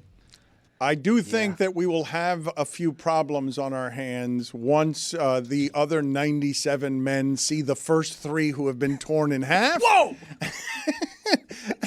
and ripped his head off. And whatever my plan was with the other 19 guys, go after his junk. When I see somebody whose torso has been removed from the lower half of their body, I think my plan might fall apart. But 100 men is a lot of men. We'll get a definitive answer from Ron McGill. Any other draft information, any other football stuff that you think we need to get to that we didn't get to today? We didn't even get to, Roy, we didn't even get to the Edmonton Oilers and the fact that before he left for the penalty box for adding nothing, Greg Cote was saying, hey, my McDavid overrated thing, still looking good. Well, it's a brand new series now. The series is tied at 2, so yeah, it's still in play, but I think the Kings will still win the series. What does that mean? It's still in play. That he's it's still in play because if they lose in this first round, It's basically 0-0 now. It's not in play. He's a great player. He is, yeah, he is. Leon Draisaitl and them boys. Yeah, Leon Draisaitl was the hero in overtime last night. You dig? On the Shedeur front, you feel me? I feel like y'all said everything. You dig? Like, Elie came on with his opinions. You guys shared a bunch of rational realizations, you feel me? I just got one video to throw it to. This video would speak for me. I don't have too much to put on it besides this video. Salute to y'all. Well, you know what I think happens sometimes? And I don't have any evidence that it's happening now. Yes. But people start talking. And behind the scenes, they create a reputation for somebody that may not even be what their reputation is. Yeah. But everybody starts agreeing that this guy can't do this or he can't do that. And everybody starts believing that. Right. You feel me? That's pretty much how I go, dog. Like, we be debating and all this stuff. We don't know what the hell happened in these rooms. We taking the word for it from somebody, you dig? So I'm just happy for my brother to get a chance in the NFL to prove these folks wrong. Now, we can't look at the past no more. The draft happened. Now, onwards and upwards. And he got high-ass Dylan Gabriel to compete with, Joe Flacco, Deshaun Watson. Like, it's a good opportunity in that room if you really about it and make it your mission to be the #1 quarterback. I wouldn't choose any other team to get that chance for. You feel me? Kenny Pickett is also in that room as well, and I didn't know before Posnanski said it earlier that they had a quarterback in that room that they cannot waive contractually, that they have to keep. I didn't know there was such a thing as a quarterback in that room with those 5 names. Those all felt like names that you could waive, but evidently there's one that can't be waived. And the reason that I don't think it's a good opportunity isn't just because it's a Brown, it's because you've got 5 other people taking snaps there, and this isn't who the coach wanted. Like, this is clearly not the guy the coach wanted, and that becomes a hard ask if a guy's not going to get his reps there. Yeah, but I think with Shedeur Sanders, he's going to get some benefit of doubt for having fallen so far relative to what people thought just a month before the draft. I think if he shines, absolutely kills it during minicamp prior to training camp, I think all of a sudden he's getting a lot of snaps along with the other players. I just don't think he's going to get that many snaps with 5 quarterbacks all having to get the snaps. I know, but when you look that's the same mentality y'all got with these gorillas. I'm telling you, go for the junk, go for the eye gouges, and you will find yourself QB1. But then they rip the head off of the one guy, and then he's like, wow, his brain's splattered. He's throwing a human head at me. Just and I'm bowling like, ball. I was not expecting for you to take Tony's head and throw throwing at me. Like, he and I got in, we had a plan. It's like, Tony, you and me will go for the junk, but now it's his screaming head being thrown at me by a gorilla. Now what do I do? Touche. Polls, please, Juju, at Le Batard Show. What do we have to update here? If your name is Jax, are you more likely to get into trouble? 97% of the audience says yes, you are. Damn it. Atlanta Falcons, it's always y'all. Goodness gracious. Do you trust anyone that scrapes all of the cheese off of their pizza? 96% of the audience says no, they do not. Wow. That is Mel Kiper Jr. scrapes all of the cheese off of his pizza. Do you guys agree with me that, and this is not an indictment of Mel Kiper Jr. himself, but that the people of the industry where they make their money with the meat market of projecting young players, that is an unusual group of people? Do you agree with that, Greg? If you're a Mel Kiper? Oh, hell yes. That the people who the people who do this for a living, where all they do is the projection of these things, it's a mindset that is a little different than the average mindset in a sports media career. I think it's absolutely true. I mean, these nuts are literally watching film as if they're a coach. They're watching film. They're analyzing film. I can imagine that in the build-up to the draft, Mel Kiper Jr. is probably talking to 15 or 20 sources a day, as is Diana Rossini, but at least she doesn't do a mock draft. But, yeah, I think it's a crazy man's profession. I really do. Can we say that McShay is closer to normal than most of these prognosticators? Perhaps, but still closer to abnormal than normal. Like Greg Cody does mock drafts, closer to normal, but Yeah. a little, I ain't that looking kind at of thing. film. I ain't looking at film. Are you kidding me? The Greg Cody Show featuring Greg Cody this week with Stugotz. Yeah, thank you. Thank you. Check it Juju. out. Appreciate that. Damn right. And you know it. When you think of the number 7, who do you think of first? John Elway or Michael Vick? This is a big one. 61% of the audience says Michael Vick. Wow, recency bias. It's just young people on the internet. John Elway at this point might as well be that T-Rex in terms of being a dinosaur. His teeth look like it. Oh, damn, man. What are we doing? Oop. What happened there? No. If the Browns had drafted Tom Brady, would he have immediately gone to work at Starbucks? 94% of the audience says yes, he would have. That's a good poll question. I want to see Right? that. Can you be considered great at sports if your name is Eugene? 85% of the audience says no, you cannot. Eugene Robinson? Mercury Man of the Year? Mercury Morris. Pretty good player. Eugenio Suarez. Yeah. I got this question from my brother Billy, which big weekend for FIU baseball last weekend. Neither here nor there. That's right. Pause up, Juju. You know what it is. Yes, sir, I do. Is it a thin line between fashion and slob? 80% of the audience says yes, it is. That's Billy. not true in any way. Dan, that's like, just not you, true. You straddle the line. You could be quite fashionable. You haven't crossed that line. I'm a slob. I know, but you're right there. No, I'm not. You could be right no, there. No, I will never be right could there be, because though. it's not a fine line. Oh, it's a fine It's a line. gulf. It's a gulf between fashionable and slob. No, I think that it also, and Juju, like you can attest to this, right? A lot of it is also just like your personality. It's your confidence, right? Like you can dress that way, but if you had the confidence, it makes what you're wearing fashionable. I think it's that you have this and you're like, I look like a slob. It's like, no, own it. And then people are like, you know what? I want to dress like you.